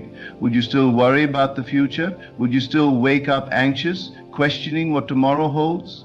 No. You would move with the confidence of one who is secure, one who is held by the hands of the divine. And that confidence is the key to unlocking everything that has already been assigned to you. Faith is not passive. It is the most powerful force in existence. When you truly believe, all creation bends to your certainty. The people you need are drawn to you. The opportunities you require present themselves effortlessly. The resources you once chased now chase you. This is not theory, this is law. And once you master it, you will never again fall into the illusion of lack. You have seen glimpses of this before. There have been moments when things aligned perfectly, when what you needed appeared just in time, when doors opened without effort. That was not coincidence. That was a demonstration of the law at work in your life. Now, you are being called to live in that state permanently, to move from occasional moments of manifestation to a continuous flow of divine provision. You are no longer in the realm of waiting. You are in the realm of knowing. When you know that something is already yours, you no longer beg for it. You no longer worry about how it will come. You no longer waste energy trying to force what has already been ordained. Instead, you rest, you trust. You walk in unwavering assurance, and in that state, everything comes to you without resistance. When the world has taught you that work is the way to wealth, that belief must now be erased. Work is the way of those who do not yet understand divine provision, but you are not among them. You are chosen, and as one who is chosen, your supply does not come from labor, it comes from alignment. Your wealth is not produced by effort. It is a natural byproduct of your faith. You are stepping into a new way of being, one where the old patterns no longer apply. You are no longer required to chase. You are no longer required to strive. You are no longer required to struggle. You are required only to believe, to speak, and to receive. The moment you fully accept this, the floodgates open. The riches that have been stored up for you begin to flow without delay. Look around you.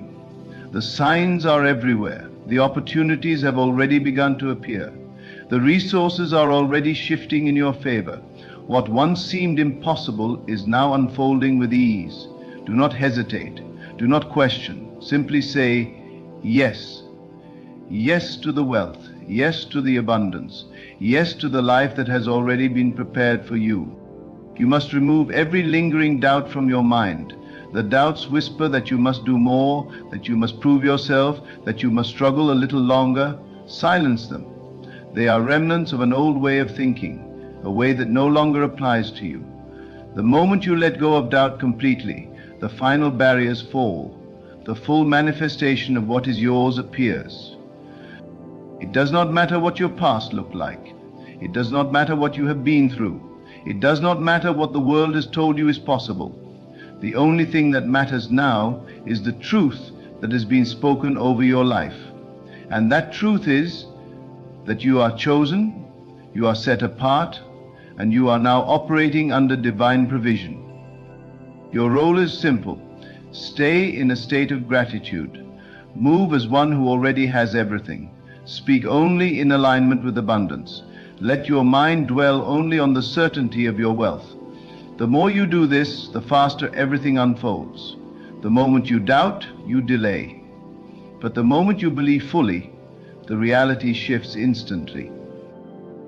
You were never meant to struggle. You were never meant to live in uncertainty. You were never meant to wonder how your needs would be met. Those who do not yet understand divine provision live in that way, but not you. You have been given a new understanding, a new law to operate under, a new way of being. And that way is effortless abundance.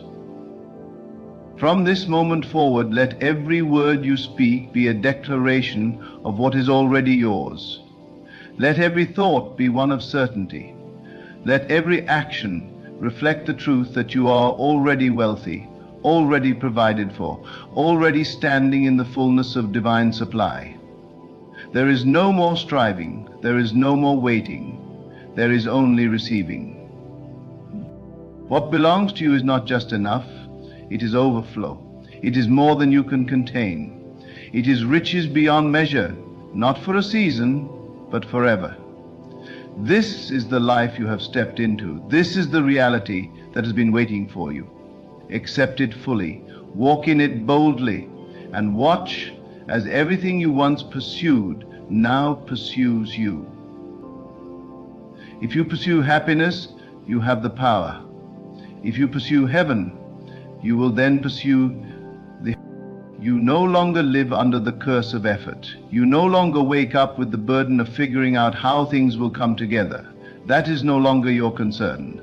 Your only concern is alignment, for alignment is the only true work. The moment you step into divine alignment, you step into the realm where everything is effortlessly added unto you. The old laws of labor and toil no longer apply, for you have ascended into the higher law of faith and knowing. You must guard your mind, for the world will try to pull you back into its illusions. It will tell you that you must prove yourself, that you must earn your way, that you must struggle to receive. But those who are truly awake know better. They know that God has already spoken the word, that the provision is already secured, that the inheritance is already waiting. It is not in the future, it is here. If you had $1 billion in your bank account, would you wake up worried about how to pay your bills? No. You would rest, knowing that your supply is secure. This is the kind of rest you must now embody. The wealth that is yours is not just stored up in earthly banks, it is held in the limitless storehouses of the divine. And what God has set aside for you, no man can take away. You are not called to be like those who scramble for opportunities, who chase after money, who exhaust themselves in pursuit of provision. You are called to be different. You are called to be still and know, to declare and receive, to step into the flow where the riches of heaven pour into your life effortlessly. When you truly grasp this, you will laugh at the idea of working for wealth. You will smile at the thought of effort being the key to prosperity. You will walk as one who already has. You will move with the grace of one who is secure. You will radiate a confidence that draws all things unto you. The world will look at you and wonder why doors open so easily, why resources appear at just the right moment, why opportunities come without struggle. And they will not understand, they will not comprehend that you are operating under a higher law, a law where it is not your job to chase, but only to receive. Everything you have ever desired is already moving toward you. The wealth, the abundance, the financial overflow, it is seeking you now. It is not your place to wonder how or when. It is only your place to accept. The moment you fully accept, the floodgates open. What was once slow is accelerated. What was once hidden is revealed. What was once delayed is now immediate. The ones who are chosen do not live like the rest. They do not concern themselves with matters that others worry about. They do not live in the energy of need. They do not move from a place of lack. They live in the certainty that their God has already provided, that their steps are already ordered, that their supply is already overflowing. This is where you now reside. Do you see how effortlessly the birds of the air are fed? How they do not worry about where their next meal will come from? How they do not labor and yet are sustained with ease? How much more, then, are you taken care of? How much more is already prepared for you? You are worth more than many sparrows, and yet the world has convinced you that you must strive for what has already been freely given. That belief must now be discarded.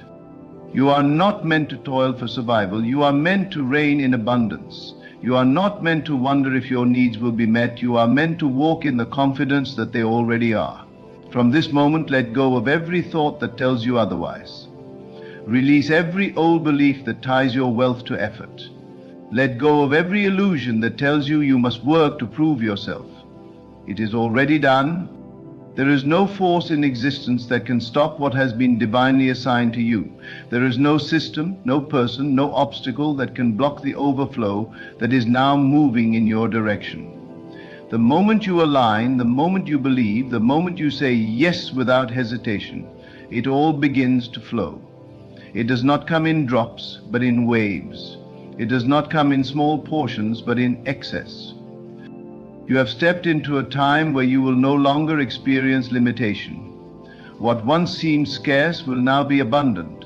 What once seemed far away will now be within reach. What once seemed impossible will now be your daily reality. There is no more waiting. There is no more struggling. There is only receiving. God does not call his chosen ones to beg for what is already theirs. He does not ask them to struggle for what has been freely given. He does not withhold blessings from those who are in alignment. He pours out riches beyond measure, not as a reward for effort, but as a natural consequence of belief. And now it is your time to step fully into that belief. The thoughts you think now must only be thoughts of abundance. The words you speak now must only be words of certainty. The energy you carry must only be the energy of one who already has. Anything less is a rejection of the blessing that is waiting to pour into your life. You must let go of doubt completely. You must let go of hesitation entirely. You must step forward with full confidence, knowing that the promise has already been fulfilled.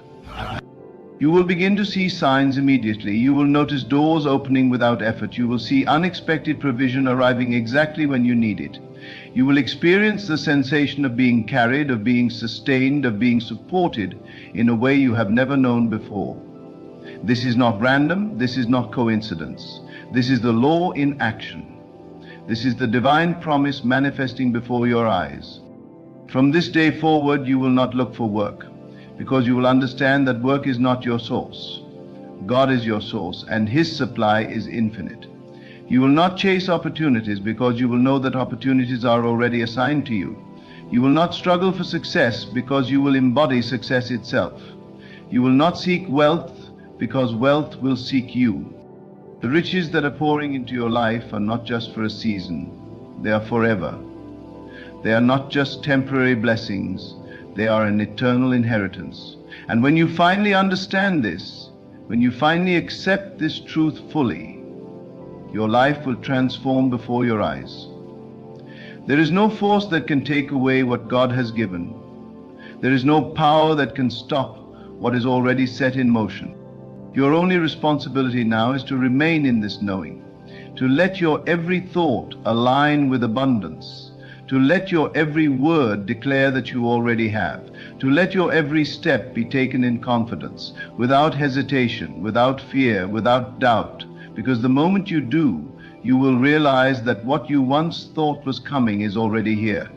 What you once prayed for is already yours. What you once desired is already manifested. And from this moment on, you will never live the same way again. You are now walking in the divine flow, where struggle no longer exists. You are not bound by the laws of effort. nor are you subject to the burdens of uncertainty. The moment you surrendered to the knowing that all is already done, the heavens opened, and what was once withheld by your own doubts has now been released in full measure. There is no more striving, no more wondering if you are worthy, no more questioning if you are enough. The divine has already decided. The inheritance has already been written. The provision has already been secured. You are not here to compete, to prove, to labor under the illusion of scarcity. You are here to embody the truth that you have already won, that you have already been given all that you need and more. Your days of looking outward for confirmation are over. You do not need signs from the world, for the world is merely a reflection of your inner state. If you still see lack, it is only because your mind has not fully grasped the limitless abundance that has already been granted to you. If you still feel the weight of uncertainty, it is only because you have not fully stepped into the authority that is yours. The moment you shift, everything shifts. The moment you believe, everything appears. Money is no longer something you chase, it is something that flows to you, drawn by your certainty, pulled by your unshakable faith. Opportunities are no longer things you seek, they are things that seek you, because your presence alone is the key that unlocks doors. Success is no longer something you strive for.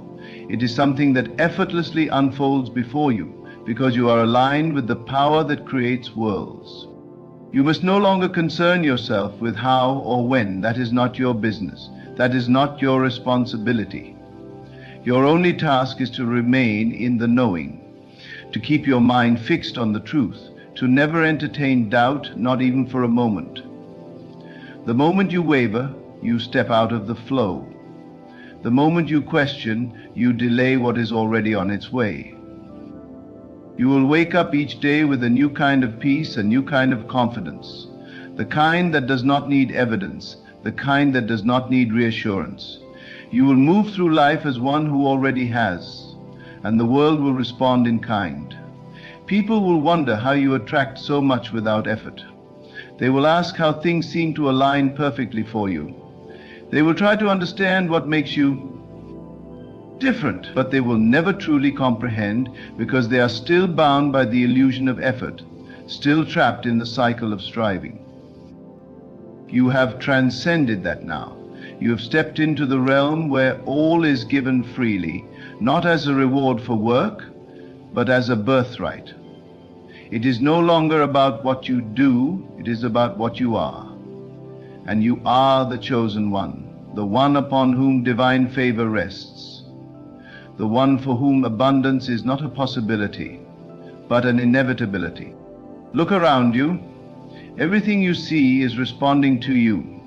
The air, the earth, the people, the circumstances, all shifting according to the energy you hold. And now that you have stepped into the highest alignment, all things must align to match it. The riches that were waiting for you are now appearing. The doors that were once closed are now swinging open. The opportunities that seemed distant are now at your feet. You must release the last remnants of the old mindset, the part of you that still believes in struggle, the part of you that still holds on to doubt, the part of you that wonders if it is really this easy. That version of you is no longer needed. You are no longer the one who tries. You are the one who knows. You are no longer the one who hopes. You are the one who declares. You are no longer the one who asks. You are the one who receives. Your wealth is no longer in question. Your success is no longer in question. Your divine inheritance is no longer in question. The only thing that has ever stood in the way was your own uncertainty, and that uncertainty has now been removed. Now there is only certainty. There is only assurance. There is only the absolute knowing that all is already yours. Watch how quickly things begin to shift. Watch how effortlessly provision comes. Watch how easily opportunities arise.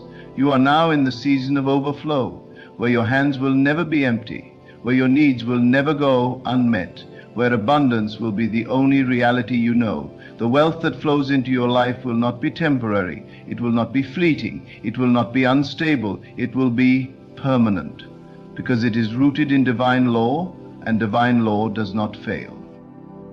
You are no longer at the mercy of the world. The world is now at the mercy of you. It will bend to accommodate you. It will rearrange itself to fit your knowing. It will deliver to you everything that is already written in your name. And from this moment on, you will walk as one who has never known lack, never known fear, never known struggle, because that version of you is gone. Now there is only abundance. Now there is only overflow. Now there is only the life that God has already prepared for you, and it is magnificent. Now you stand in the fullness of your divine inheritance, knowing that all has already been given.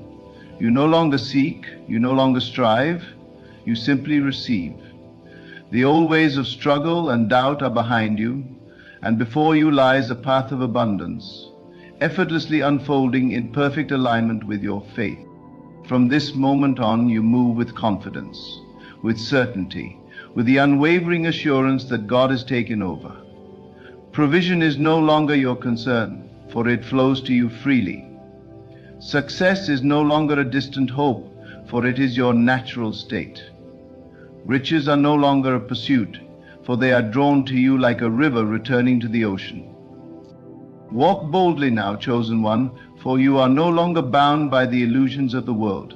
You are free, free to receive, free to flourish, free to live in the abundance that has always been yours. And as you embrace this truth fully, the world will witness the power of a life surrendered to divine will.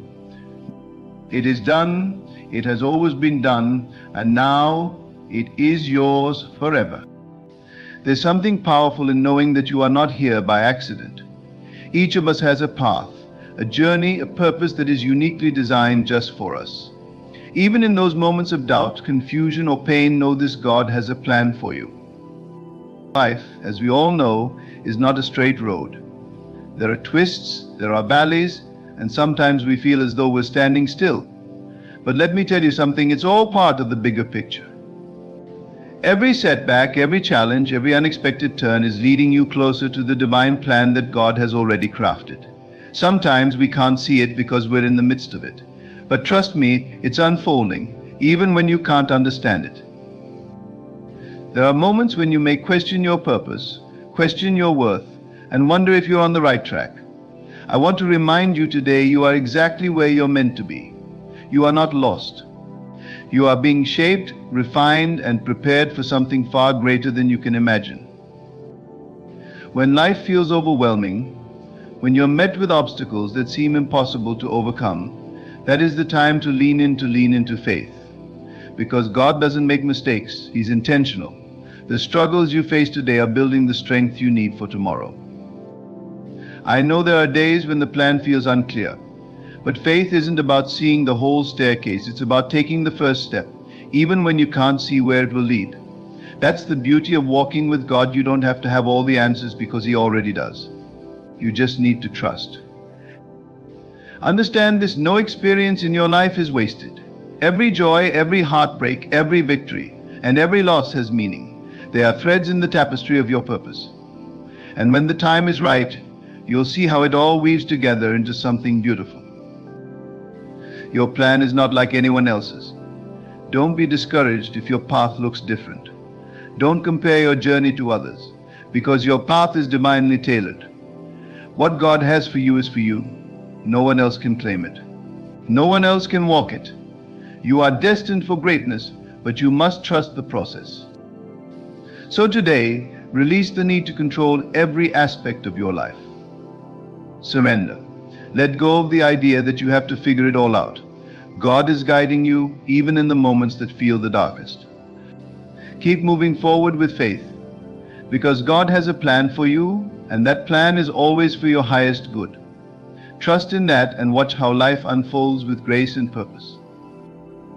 There's a deep sense of peace that comes when we truly understand that God has a plan for each and every one of us.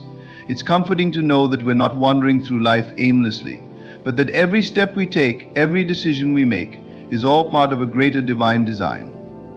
Trusting in God's plan means believing that everything in your life is happening for a reason, even when you can't immediately see what that reason is. It's knowing that no matter where you are right now, you're exactly where you need to be for your growth, for your journey, and for your purpose. Life, as we all know, can be unpredictable. We face challenges, disappointments, and moments of pure confusion. There are times when we feel completely lost, as though we've taken a wrong turn somewhere and ended up in the middle of nowhere. In those moments, trusting that God has a plan for us can feel like the hardest thing in the world. We wonder why things didn't work out the way we hoped, why we're facing certain hardships, or why the timing of life feels so off. But that's exactly when trust matters the most, when we don't have the answers and we can't see the way forward. Trusting in God's plan doesn't mean we have to understand every detail. It doesn't mean that we'll always know why things are happening as they are. In fact, more often than not, we won't understand until much later, when we look back and see how each moment fit perfectly into the larger picture. Trusting God is about surrendering our need to control the outcome. It's about letting go of the need to know every step of the journey and embracing the mystery of life. We don't have to have it all figured out because God already does. He's seen the end from the beginning, and His plan is always perfect. But how do we trust when life feels uncertain? How do we hold on to faith when everything around us seems to be falling apart? The key is understanding that God's plan is not dependent on our circumstances. It's not swayed by what's happening in the world around us or by the challenges we face. God's plan is steady, unchanging, and always working for our good even when we can't see it. One of the most powerful things we can do is to remind ourselves that God's timing is not our timing. We often have our own ideas about how things should unfold, about the timeline of our lives, and when certain milestones should be reached. But God sees things from a higher perspective. He knows when the time is right, and He knows what's best for us in the long run. There may be delays, detours, or even complete shifts in direction, but none of these are accidents. They are all part of the journey, and they are all leading us to where we're meant to be. It's also important to recognize that trusting in God's plan doesn't mean we sit back and do nothing. Trusting God is an active process. It means stepping forward in faith, even when the path ahead isn't clear. It means taking the next step, even when we don't know what comes after that. Trusting God is about moving forward with confidence, not in our own abilities, but in the knowledge that He is guiding us every step of the way. When we trust in God's plan, we can find peace in the midst of uncertainty. Instead of constantly worrying about the future, we can rest in the assurance that God is already there, working things out for our good. We can stop striving, stop trying to force things to happen, and instead allow life to unfold in the way that it's meant to. That doesn't mean we won't face challenges or obstacles. In fact, trusting God often means walking through difficult seasons, but with the assurance that those seasons have a purpose. Every challenge, every hardship is an opportunity for growth, for refinement, and for becoming the person God has called us to be. Trusting in God's plan also allows us to let go of comparison. It's easy to look at someone else's life and feel like we're falling behind, like we're not achieving enough or progressing quickly enough. But God's plan for your life is uniquely yours. Your path is not meant to look like anyone else's, and your timing is not meant to match theirs. When you trust that God has a plan specifically for you, you can let go of the need to compare and instead focus on walking your own path with confidence and faith. There's a beautiful freedom that comes when we release the need to control everything. When we trust in God's plan, we no longer have to carry the weight of the world on our shoulders. We don't have to have all the answers. We don't have to worry about every little detail. Instead, we can rest in the knowledge that God is in control, that He is guiding us, and that His plan is always for our highest good. There may be times when we doubt, times when we question if we're really on the right path. In those moments, it's important to pause and remind ourselves of God's faithfulness. Look back on your life and see the ways that God has been there for you, guiding you and providing for you, even when you didn't realize it at the time. Every blessing, every opportunity, every closed door that led to something better, those are all reminders of God's perfect plan for your life. When we take the time to reflect on God's faithfulness, it becomes easier to trust that He is still working, even in the moments when we can't see it. In the end, trusting in God's plan is about surrendering our will to His. It's about saying, I may not understand it all, but I trust you, God. I trust that you know what's best for me. I trust that you are leading me where I need to go. It's about releasing the need to control every aspect of our lives and instead allowing God to lead us on the journey that He has designed specifically for us. Trusting God doesn't mean life will be free from challenges. It doesn't mean we won't face difficulties or setbacks. But it does mean that we can face those challenges with a sense of peace and confidence, knowing that God is in control. It means that we can walk through life with faith even when the path ahead is unclear. Because we know deep down that God's plan is always for our good, always for our growth, and always for our ultimate purpose. Trust in that, and you will find a peace that surpasses all understanding. Recognizing divine guidance in everyday moments requires both an open heart and an attentive spirit. It's about becoming more aware of the subtle ways in which God communicates with us, guiding us along the path He has laid out. Too often we expect grand signs or extraordinary events to confirm that God is directing our steps, but divine guidance is frequently found in the quiet, ordinary moments of life. It's in the soft nudges, the still small voice, and the everyday experiences that, when viewed through the lens of faith, reveal God's presence and purpose. To recognize divine guidance, we must first acknowledge that God is always present and always communicating with us. He speaks to us through our thoughts, feelings, circumstances, and even through other people. The challenge is not whether God is guiding us, but whether we are tuned in to hear Him. Life can be so busy, filled with distractions, noise, and the pressures of daily responsibilities, that we often overlook the subtle ways God is trying to lead us. Recognizing divine guidance requires us to slow down, be still, and make space in our lives for quiet reflection and spiritual awareness. One of the most profound ways God guides us is through our intuition. That inner sense, that gut feeling, is often the Holy Spirit gently prompting us in a particular direction. When we feel a sudden clarity about a decision, or a deep sense of peace about a certain course of action, we are experiencing divine guidance. This inner voice may not always be loud or dramatic, but it is persistent. The more we learn to trust this intuitive sense, the more we can align our actions with God's will for our lives. However, tuning into this guidance requires discernment. Not every thought or feeling is divine guidance, which is why it's important to ground ourselves in prayer, meditation, and spiritual practices that help us stay connected to God. Another way to recognize divine guidance is through the doors that open and close in our lives. Sometimes God's direction comes in the form of opportunities that arise seemingly out of nowhere. A job offer, a new relationship, or an unexpected invitation can be God's way of pointing us in a new direction. Similarly, closed doors such as a missed opportunity or a plan that falls through can also be divine guidance. We may feel disappointment or frustration when things don't go as we hoped, but often God is protecting us from something that isn't meant for us, or He is redirecting us to something better. It's important to remember that closed doors are not signs of failure, they are often blessings in disguise, guiding us toward a path that is more aligned with God's plan. Divine guidance can also be found in our relationships. God often uses the people in our lives to guide us, whether it's through a conversation, a word of encouragement, or even constructive criticism. We may not always recognize it in the moment, but looking back, we can often see how certain people were placed in our lives for a reason. These individuals may offer wisdom or perspective that helps us see a situation more clearly. Sometimes a friend's advice, a mentor's counsel, or even a stranger's kind word can be exactly what we need to move forward. God uses our connections with others as a channel for His guidance, and by paying attention to the relationships in our lives, we can often discern His direction. Circumstances are another way through which God provides guidance.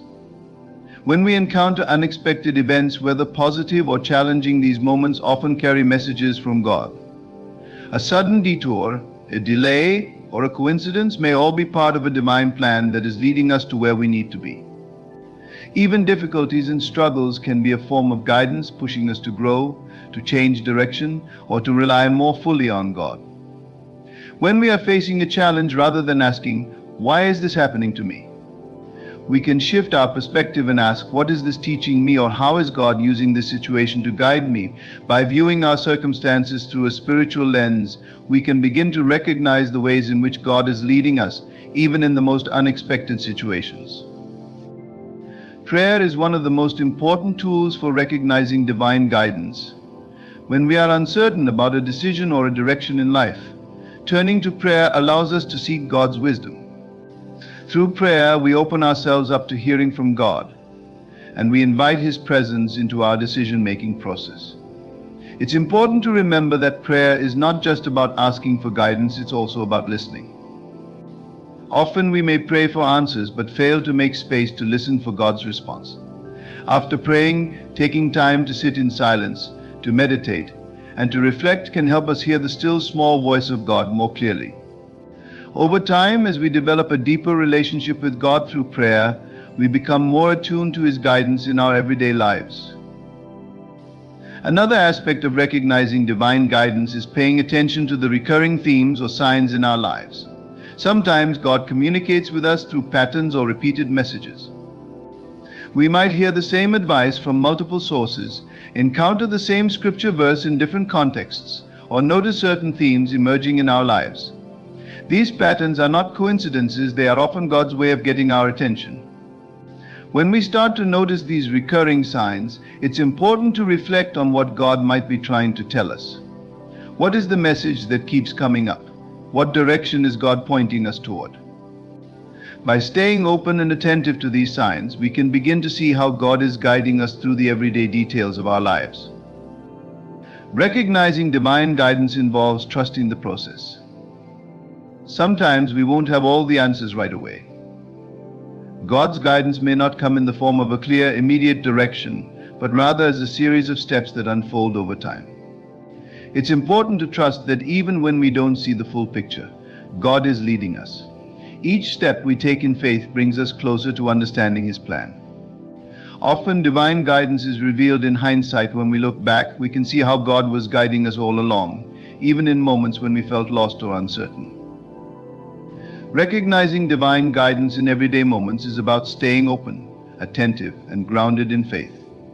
It's about tuning into the subtle ways God communicates with us, whether through our intuition, circumstances, relationships, or recurring signs.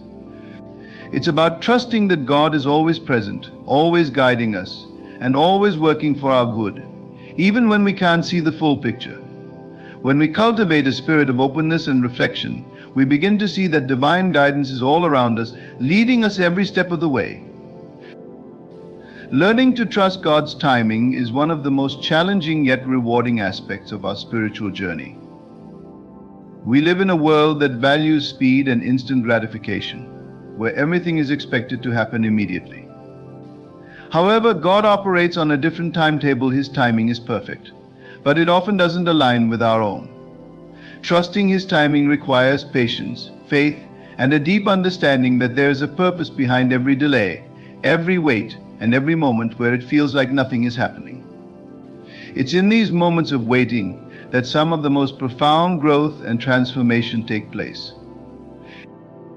When we think about trusting God's timing, it's essential to acknowledge that God sees the bigger picture.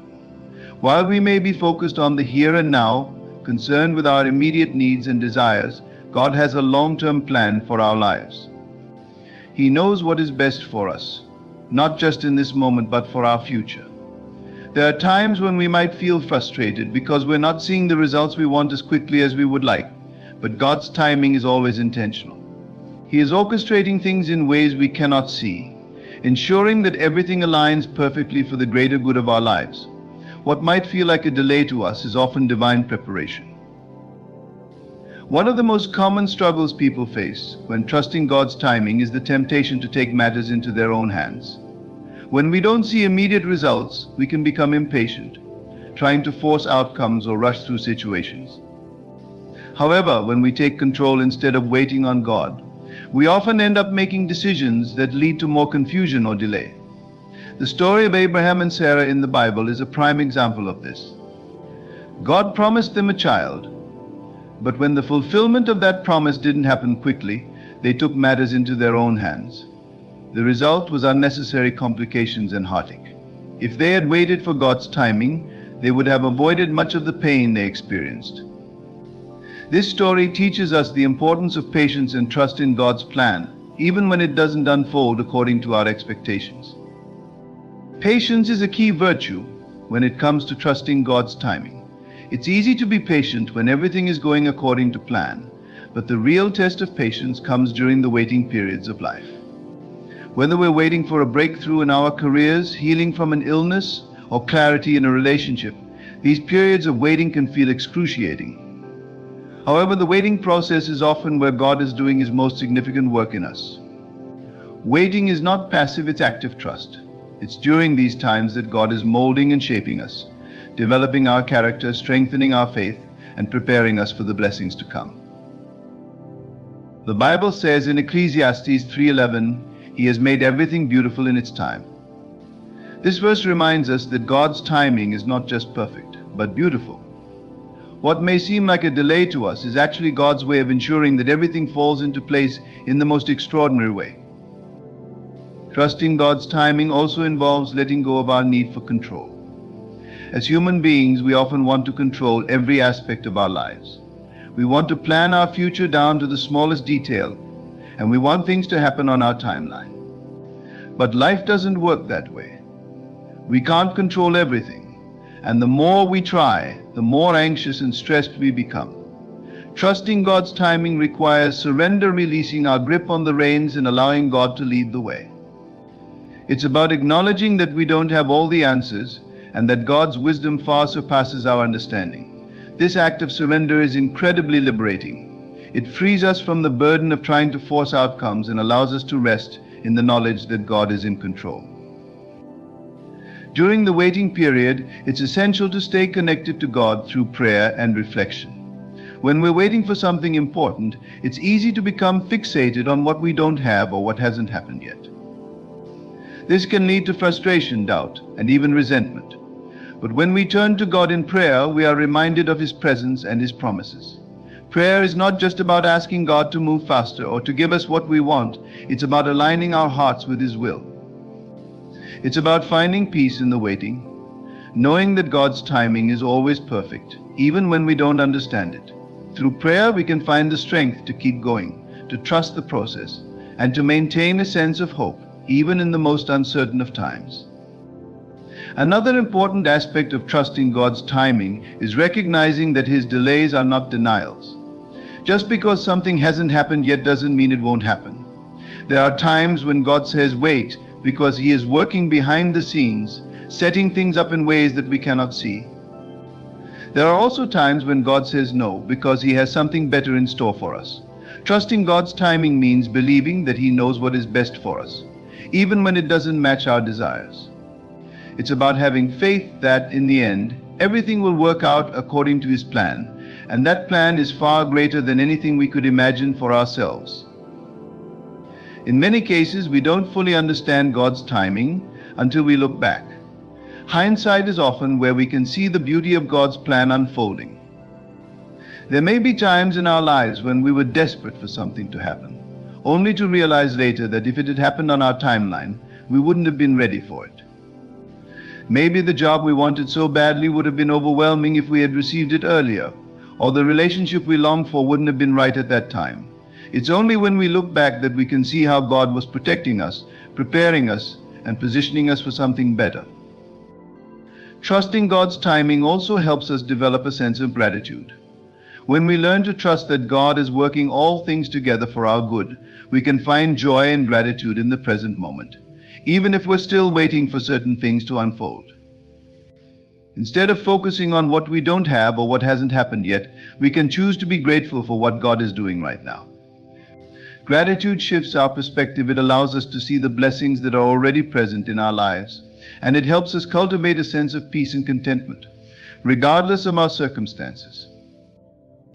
Trusting God's timing is a journey of faith, patience, and surrender. It's about releasing our need for control and allowing God to lead the way. It's about finding peace in the waiting and believing that God's plan for our lives is always for our good. Even when we don't understand the delays, even when we're tempted to take matters into our own hands, we can rest in the assurance that God's timing is perfect. He is always at work, orchestrating things behind the scenes, aligning circumstances, and preparing us for the blessings to come. When we trust His timing, we open ourselves up to experiencing the fullness of His love, grace, and provision in our lives. The idea that God's plan for your life is greater than you could ever imagine is both comforting and empowering. It speaks to the vastness of God's wisdom and love for us, reminding us that no matter how grand our dreams or ambitions may seem, God's vision for our lives far surpasses anything we could conceive. This truth invites us to step into a life of faith, where we trust not only in the promises of God, but also in His boundless ability to create something far more beautiful and purposeful than we could ever envision on our own. When we reflect on the concept that God's plan is greater than anything we could imagine, it's essential to understand that God sees us fully. He knows us better than we know ourselves. He created us with unique gifts, talents, and purposes that are intricately woven into His divine plan. While we might have goals or desires that seem big to us, God's plan encompasses not just our personal fulfillment, but the ways in which we are meant to impact others, bring light to the world, and fulfill His broader purpose for humanity. This means that when we align ourselves with God's plan, we step into a life that is not only about personal success, but about making a meaningful difference in the lives of others. Often our human tendency is to dream within the confines of what we believe is possible based on our current circumstances. We may set goals or have aspirations, but they are often limited by our perceived abilities, resources, or life situations. However, God's plan for our lives is not constrained by these limitations. In fact, He often calls us to step beyond what we believe is possible, to embrace a vision that feels far beyond our reach. This is because God operates in the realm of the miraculous. He takes our limitations and turns them into opportunities for His power and glory to be revealed. What may seem impossible to us is entirely possible with God. One of the key aspects of understanding that God's plan is greater than we can imagine is realizing that His timing and process may not always align with our expectations. We might have a clear idea of what we want or where we want to go, but God's plan often involves a journey that we cannot foresee. This journey may include challenges, detours, or even periods of waiting, but each step is a necessary part of the process. God uses these experiences to shape us, prepare us, and equip us for the greater plan He has in store. Even the difficult seasons of life are not wasted. They are part of the refining process that leads us toward the fulfillment of God's greater vision for our lives. At times, God's plan may involve leading us in directions we never anticipated. We may have our hearts set on a particular path, but God has a way of surprising us by opening doors we didn't even know existed. These unexpected opportunities or changes in direction can be unsettling at first, because they require us to step out of our comfort zones and into the unknown. However, when we trust that God's plan is greater than our own, we can embrace these moments with faith and confidence. We can be assured that God is leading us towards something even better than we had imagined. One of the most powerful examples of God's greater plan can be found in the lives of individuals who have experienced profound transformations or breakthroughs that they never saw coming.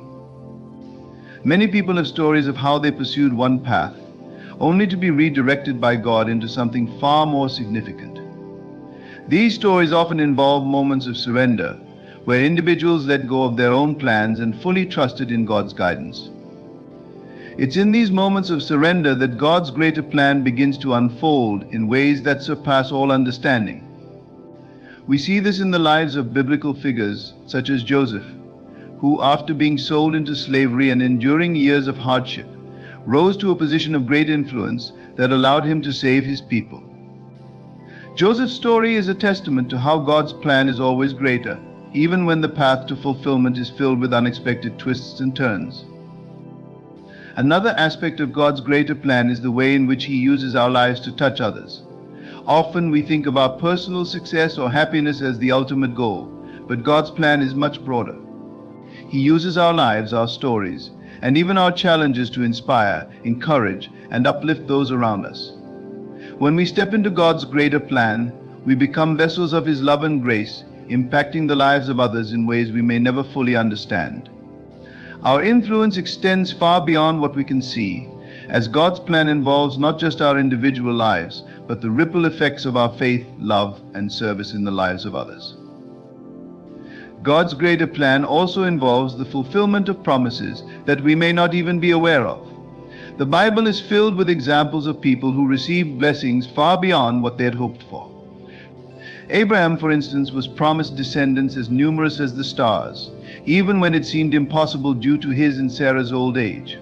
Yet God fulfilled His promise in a way that far exceeded what Abraham could have imagined. Similarly, God often has promises for us that we may not yet see or understand, but He is faithful to fulfill them in His perfect time and way. It's important to remember that God's plan for our lives is rooted in His love for us. He is not a distant or indifferent God. He is intimately involved in every aspect of our lives, and His plans for us are always good. Jeremiah 29:11 reminds us, "For I know the plans I have for you, declares the Lord, plans to prosper you and not to harm you, plans to give you hope and a future." This verse is a powerful reminder that no matter what we are going through, God's plan is ultimately for our good. His love for us is so great that He desires to bless us, to give us a future filled with hope, and to guide us into a life of purpose and fulfillment. In embracing the truth that God's plan is greater than we could ever imagine, we are called to live with a sense of expectancy and trust.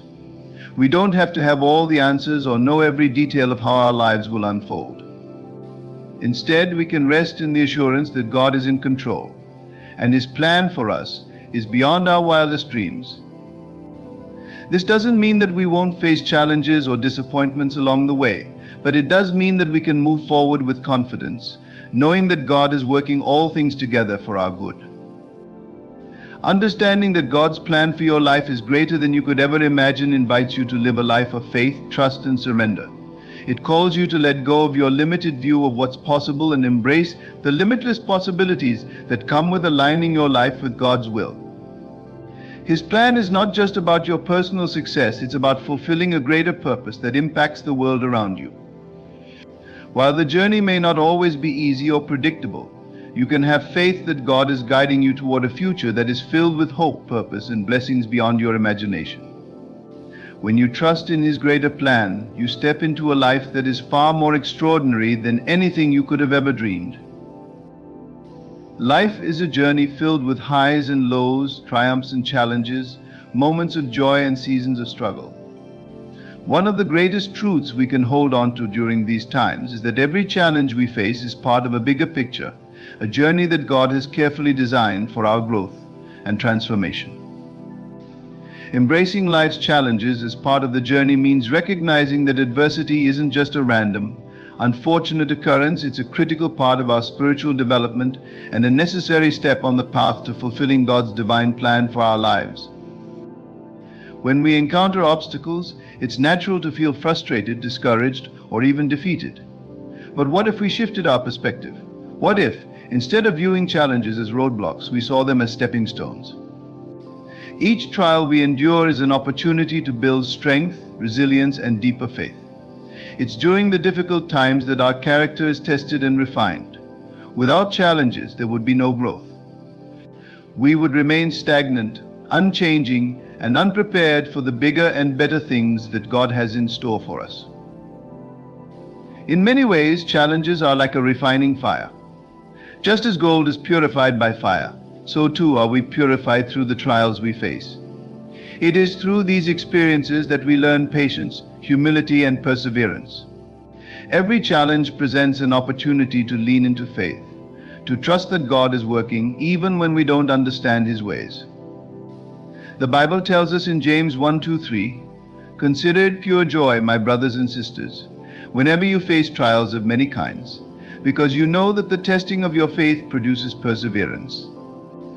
This verse reminds us that there is a purpose to our pain, that God is using it to build something beautiful within us.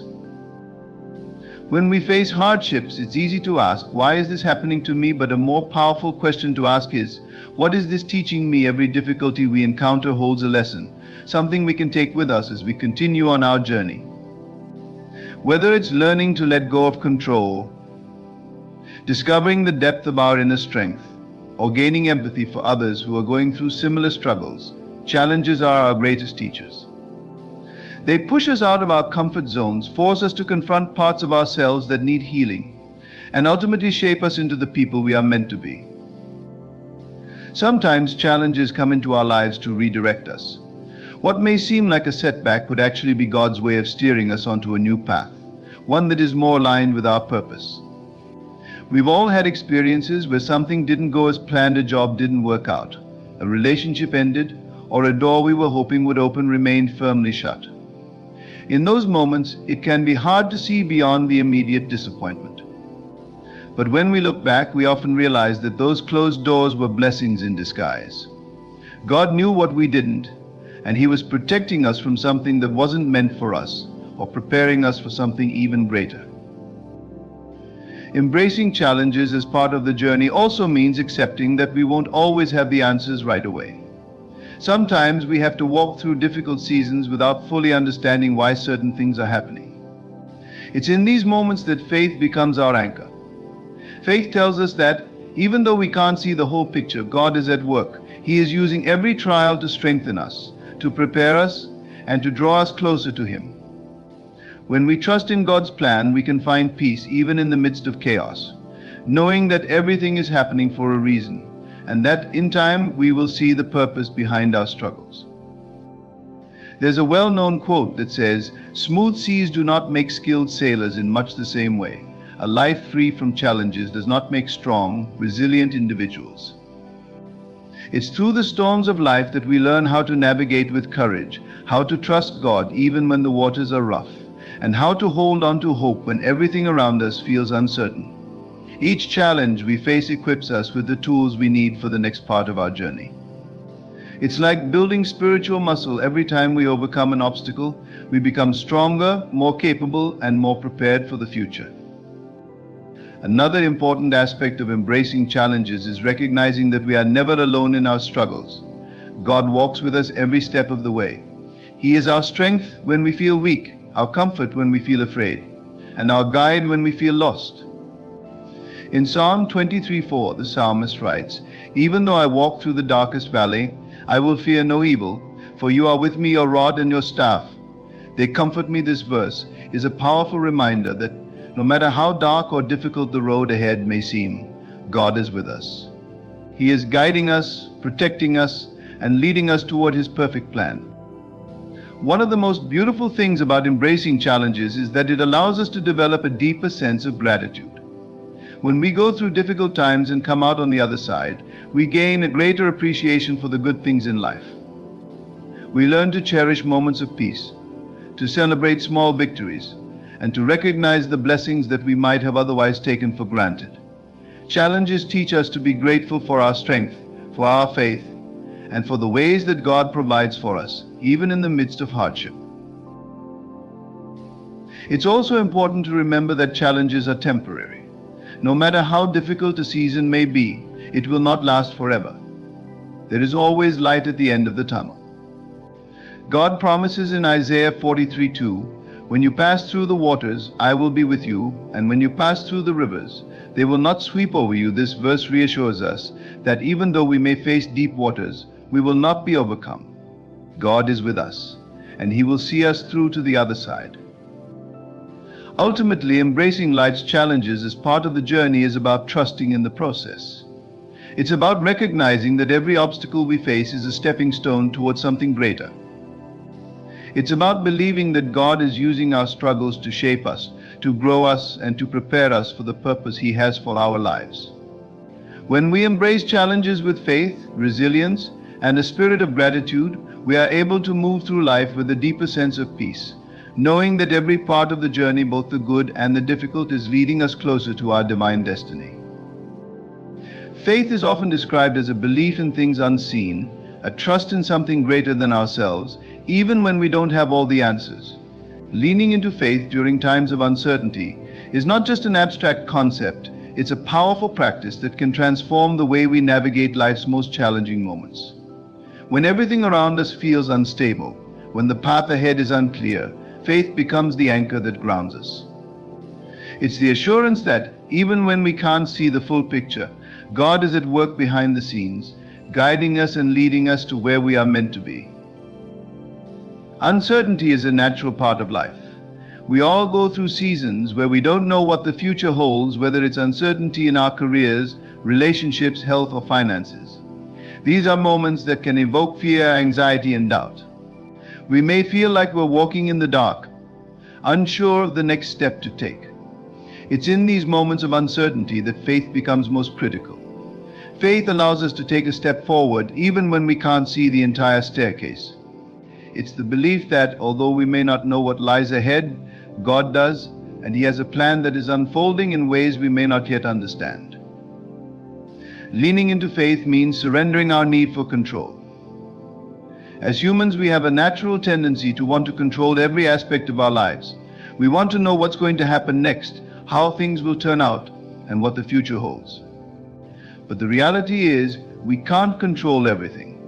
Life is full of twists and turns that we can't predict. Trying to control outcomes often leads to frustration and stress because we are fighting against the flow of life.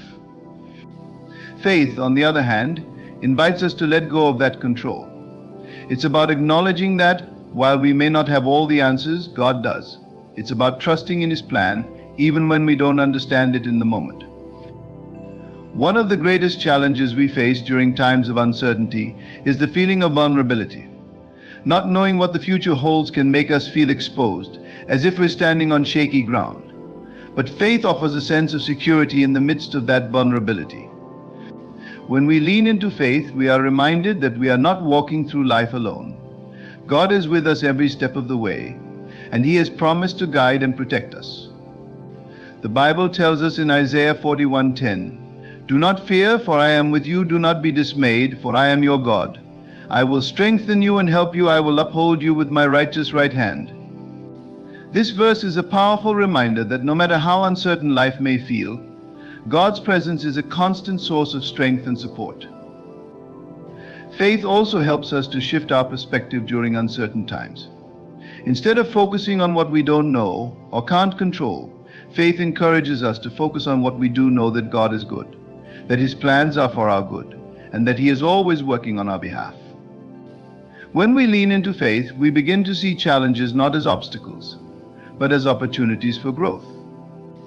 We start to recognize that every season of uncertainty is a chance to strengthen our trust in God, to deepen our relationship with Him, and to develop the qualities that will prepare us for the next stage of our journey. In times of uncertainty, our faith can also be a source of hope. It's easy to feel discouraged when things aren't going as planned or when we're faced with the unknown. But faith reminds us that our current circumstances are not the end of the story. God is still writing the narrative of our lives, and the best is yet to come. When we hold on to faith, we are able to maintain a sense of hope, even in the midst of difficult situations. This hope is not based on wishful thinking or blind optimism, but on the firm belief that God's promises are true, and that He is faithful to complete the work He has started in us. Another aspect of leaning into faith during uncertainty is learning to embrace the waiting period. Often uncertainty comes with a sense of waiting for clarity, waiting for a breakthrough, waiting for God to reveal the next step. Waiting can be difficult, especially in a world that values instant gratification. But faith teaches us that there is purpose in the waiting. It's during these periods of waiting that God is working behind the scenes, aligning the right people, circumstances, and opportunities for our good. The waiting period is not wasted time, it's a time of preparation. Just as a seed must be planted in the dark soil before it can grow, so too must we often endure periods of uncertainty before we can fully step into the next season of our lives. Leaning into faith also requires us to stay connected to God through prayer and reflection. During times of uncertainty, it's easy to become overwhelmed by our fears and doubts. But when we take the time to quiet our minds, to seek God's presence, and to pray for guidance, we are reminded of His constant love and care for us. Prayer is a way to center ourselves in faith, to release our worries to God, and to trust that He is guiding us, even when we can't see the way forward. It's through prayer that we can find peace in the midst of uncertainty, knowing that God hears us and that He is always working for our good. One of the most important things to remember during times of uncertainty is that faith is not a passive state, it's an active choice. It's a choice to trust God, even when the path ahead is unclear. It's a choice to believe in His goodness, even when we don't understand why certain things are happening. It's a choice to move forward with confidence, knowing that God is in control and that He is working all things together for our good. There will always be moments in life when we don't have all the answers. But that's where faith comes in. Faith allows us to step into the unknown with courage, to trust that God is leading us, and to believe that, no matter what happens, His plan is for our good. Leaning into faith during times of uncertainty is about embracing the unknown with confidence, knowing that God's love, guidance, and provision are always with us. It's about releasing our fears, trusting in His perfect timing, and walking forward with the assurance that we are never alone. In conclusion, recognizing and embracing the truth that God's plan for your life is greater than you could ever imagine is the key to living with faith, purpose, and fulfillment. While life may not always unfold the way we expect or desire, trusting in God's perfect timing and infinite wisdom allows us to navigate challenges with grace and patience. Every step, every delay, and every unexpected turn is part of a divine process that shapes us into who we are meant to be, leading us towards something far more beautiful and meaningful than we can comprehend. When we surrender our plans to God and allow Him to guide us, we open ourselves up to the miraculous, to blessings beyond our wildest dreams, and to a life of deeper purpose that touches not only our own hearts, but the lives of those around us. So as you continue your journey, trust that God's plan is unfolding perfectly, and it is greater, more abundant, and more powerful than anything you could ever imagine.